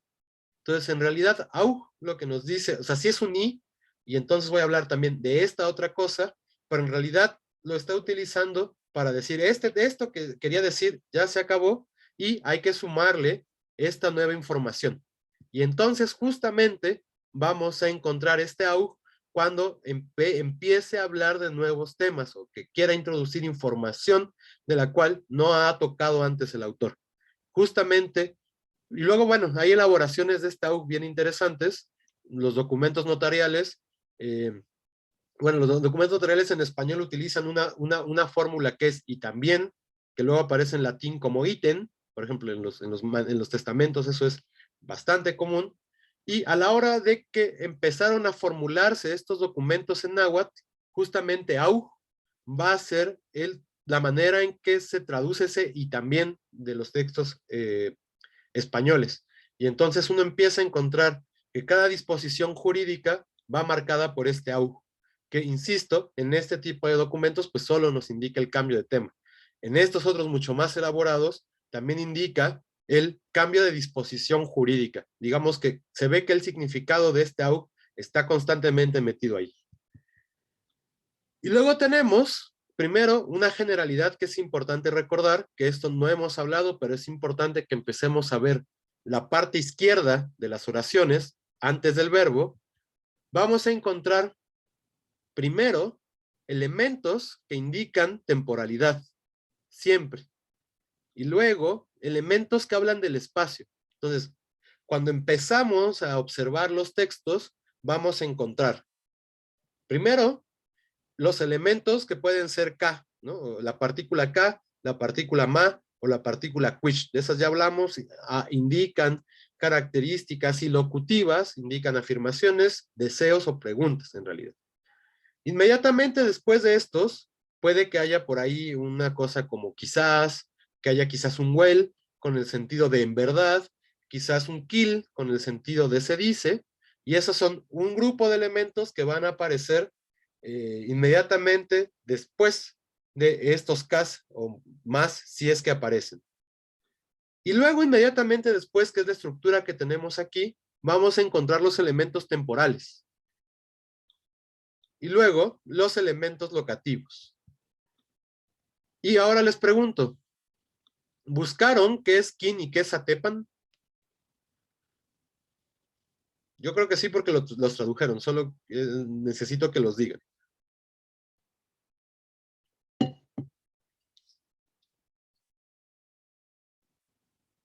Bueno, yo el kin lo traduje como después. Ajá, porque, bueno, aquí había que creo que era un adverbio y, bueno, pero solamente tiene también ¿no? apenas y a una hora. Ok, pero nótese que todos son temporales y que hay cierta idea de secuencialidad, más bien, ¿no? Por eso el después. Sobre todo ese después es como el significado central de este kin. ¿Y qué es atepan? También exactamente lo mismo después. Es exactamente, no sé si exactamente lo mismo, pero sí, la traducción es también por después. Efectivamente, eso que plantea David es la cosa como tenemos que analizar. ¿Y a qué les recuerda este después?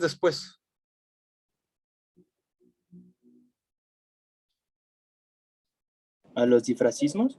Exacto, ¿no? Aquí ahora tenemos una especie de difracismo, si quieren verlo así, con elementos temporales. Y entonces, ¿qué significa después? Pues que chance esto es como nuestro luego en español, ¿no? Así como inmediatamente después pasó esta otra acción. Y vamos a encontrar que con los temporales, además, es muy común que se junten los elementos que indican secuencialidad y tiempo para servir como indicadores de secuencia de la acción. Uno que es muy común, Niemann Jake. Niemann es luego, Y es ahora, y ahí que es como en el mismo momento. Sería como nuestro gerundio en español en realidad. Y de hecho hay muchas traducciones de para ahí que van muy bien con gerundio.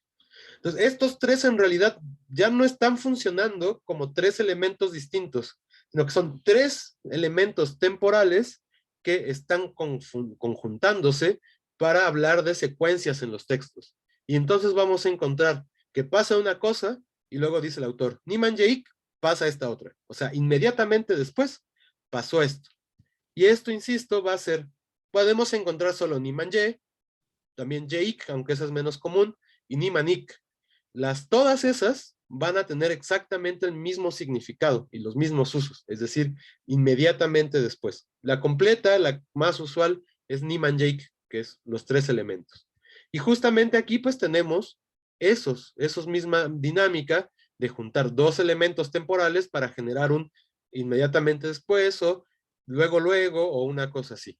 Y entonces una vez que tenemos este reconocimiento de difrasismos ahora adverbiales, tenemos el aquí, y entonces, y inmediatamente después, aquí, oquitaxico. ¿Alguien tuvo algún problema con estos verbos? ¿Alguien buscó qué era ese co? Es de hecho el tema que sigue a la siguiente clase, pero...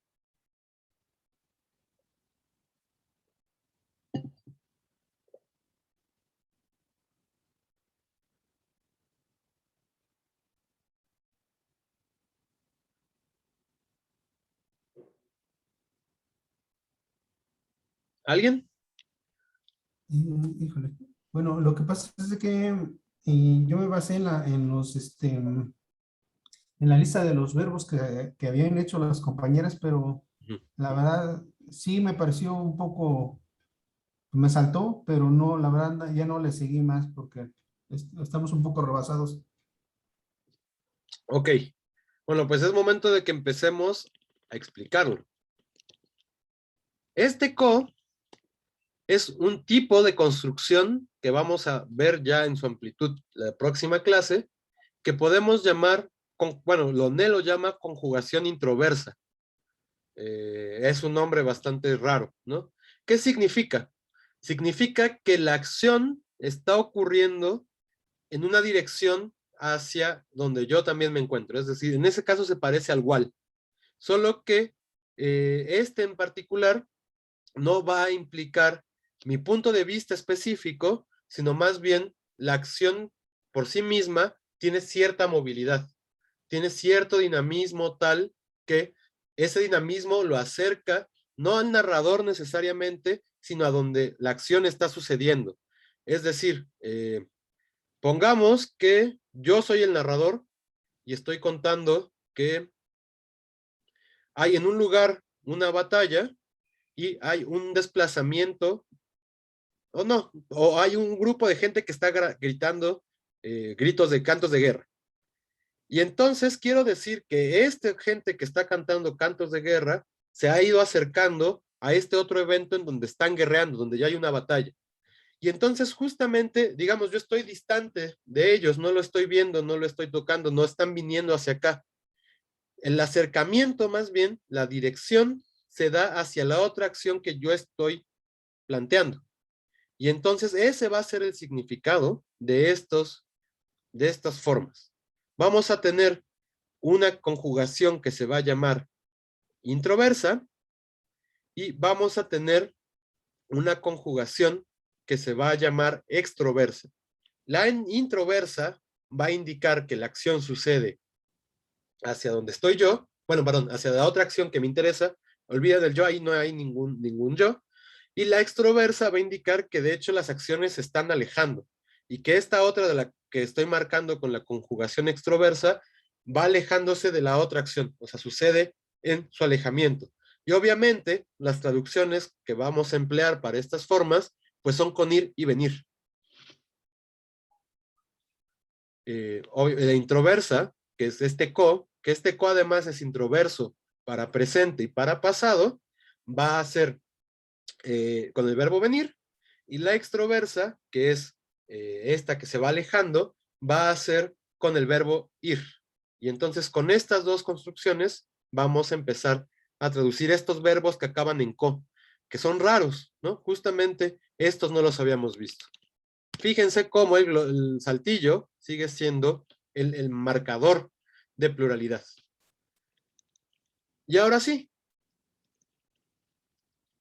ya podemos quitar y segmentar esto como ya lo habían hecho para el análisis morfológico de este verbo, y entonces tenemos el verbo tomar, el verbo llegar como un auxiliar, la ligadura, y todavía encima de eso tenemos la conjugación introversa. O sea, vean qué tan compleja puede llegar a ser la palabra verbal, que incluso después de tener un verbo auxiliar, podemos tener esta otra conjugación que, insisto, indica desplazamiento.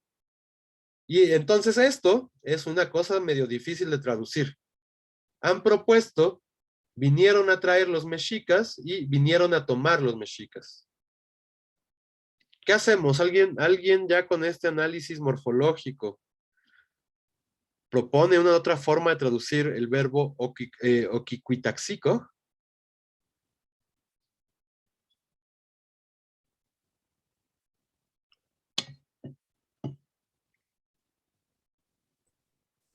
Se me hace muy contemporáneo, pero vinieron por los mexicanos, ¿no?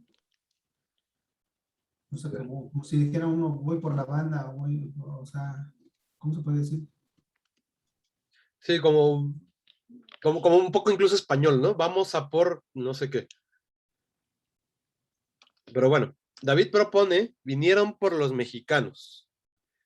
Más bien, ¿de qué estamos hablando aquí? ¿Qué es lo que toman? Y ya aquí habíamos dicho que los mexicanos eran el sujeto, y ese análisis es el adecuado. De ahí que el verbo está en plural. Entonces, sí vinieron, y hay un algo que queremos tomar, pero ¿qué es lo que vamos a tomar? No aparece antes, aparece hasta después. Pueden estarlo viendo acá.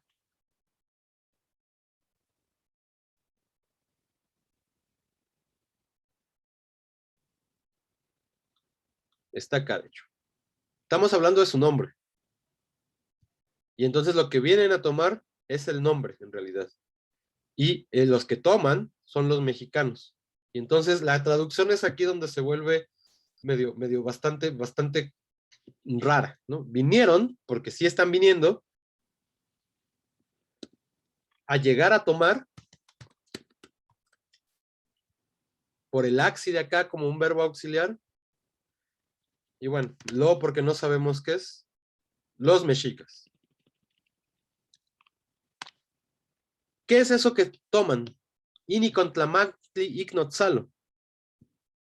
Entonces, todo esto en realidad es el objeto directo de este de acá. O sea, tendríamos que incluso pensarlo que está aquí en esta oración. Y ahora sí, ¿qué es lo que vinieron a tomar? Inicontlamantli ignotzalo. ¿Cómo traduciríamos eso? Inicontlamantli ya sabemos cómo traducirlo, ¿no? ¿Cómo se traducen estos números? Con el inic.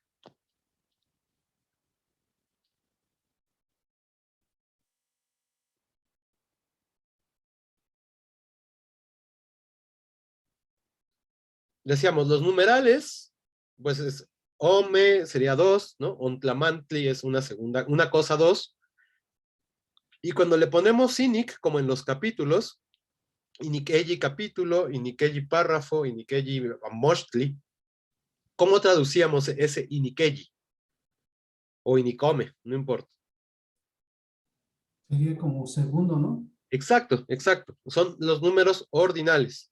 Y entonces tenemos, vinieron a tomar inicontlamantli, una cosa segunda, y aquí este ic es una prueba de traducción muy imposible. Esto es como con, solo que es una forma ya muy reducida de con, de un instrumento. Y entonces con lo que son llamados. La segunda cosa con la que son llamados. Tenochca. Se están hablando de su otro nombre.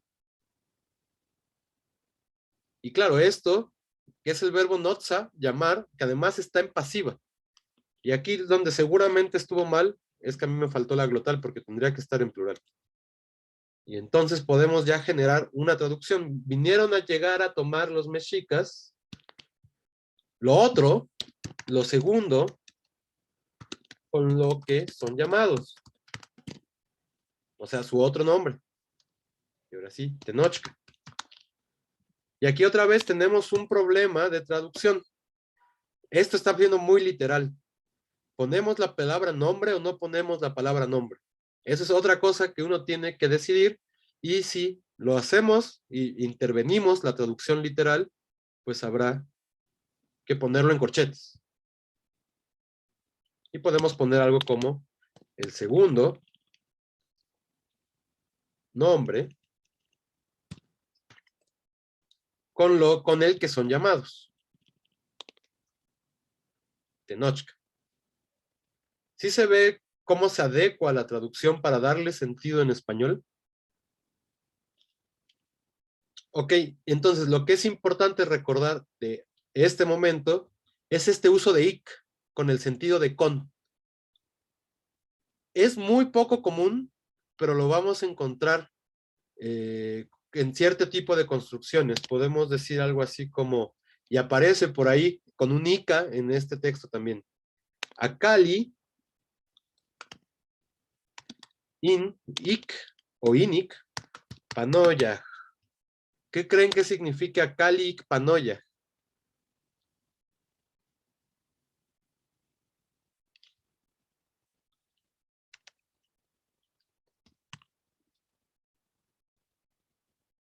Si esto es un con.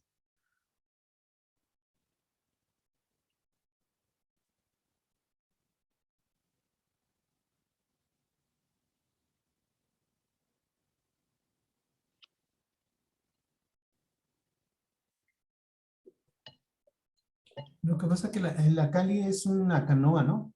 Exacto, exacto. Es un Y barco, una con, canoa. ajá, y ic con y panoya serían como un toponimio, como un lugar, como un, o sea, sería cómo llegaron, ¿no? Esto más bien es un verbo. Es el verbo pano. ¿Alguien se acuerda qué es el verbo pano? Como pasar o atravesar, ¿no? Justo, es atravesar, y sobre todo atravesar, creo que lo decíamos de un principio, atravesar un curso de agua, ¿no? Este pa es el agua protoyutonagua, ¿no? Después náhuatl pierde la P, y por eso se hace una A larga, pero bueno, eso es otra cosa. Entonces, justamente, como dice David y como dicen Sofía, tenemos una barca y un cruce de un algo, sobre todo, insisto, de algo que tiene agua. Y entonces esto lo podemos traducir, la barca con la que cruzaban. Otra vez, fíjense, la barca, ic con la que, y esto puede ser inic, y luego sí el verbo, panoya. Y entonces justamente estamos haciendo este significado de instrumento. Ic es de las cosas, de los elementos, digamos, gramaticales más complejos que tiene esta lengua. Es intraducible en muchas ocasiones, o simplemente tenemos 20,000 posibilidades de traducción y todas ajustan más o menos bien, ¿no? Digamos que aquí, si alguien se anima de repente por la lingüística, entender este ic es todo un tema de tesis. Estaría bastante bueno que alguien se animara. Pero bueno, entonces tenemos a Cali, otra vez la barca, ic, con la que panoya, cruzaban. Y entonces tenemos que estar atentos de esta traducción de ic. Y ya dije dos traducciones de ic esta clase. Tenemos esta con, y tenemos una que es más como de una acción que sucede al mismo tiempo que otra. Y esos los traducimos por gerundio. Pero bueno, ya veremos esos, que hay uno más adelante. ¿Hasta aquí hay alguna duda? Bueno, pues tarea. De tarea lo que tienen que hacer es, ahora sí ya con la primer parte, con estas cosas que hemos estado observando, como estas construcciones temporales, que son tres elementos que funcionan como uno solo, o estas construcciones que veíamos acá arriba de difrasismos y de estructuras pareadas, ir reconociendo o intentar reconocer dónde podemos encontrar estas estructuras. Y entonces también, si a partir de esas estructuras nos puede ir quedando un poco más clara la sintaxis de todo el documento y la manera en que se organiza, ¿no? Porque claramente ya estamos viendo ciertas características que, insisto, son más retóricas que sintácticas. Y entonces también es bueno que empecemos ya a abrevar cuáles son estas particularidades de los textos. Entonces nada más es, ahora sí, todos, la misma parte de la traducción, la primera parte, para el martes. Entonces, y con eso seguiremos trabajando. Y recuerden que para la próxima semana tienen que entregar su texto sobre el Suyuá. Entonces también es importante que lo lean. ¿Alguna Es duda? para el viernes, ¿verdad? Para el viernes, exactamente. Ok. Bueno, pues si ya no tenemos más dudas, pues que tengan buen fin de semana y pues hagan su tarea, traduzcan y vayan apuntando estas cosas. Yo les recomiendo sinceramente, imprímanlo y ráyenlo. De verdad que funciona mucho mejor si lo están trabajando en físico y ahí pueden observar mucho mejor estas estructuras, ¿no? Así de hecho lo trabajamos ya en los talleres de documentación náhuatl, ahí de filológicas, ¿no? Funciona muy bien. Entonces, bueno, si ya no hay dudas, pues ahora sí, nos vemos el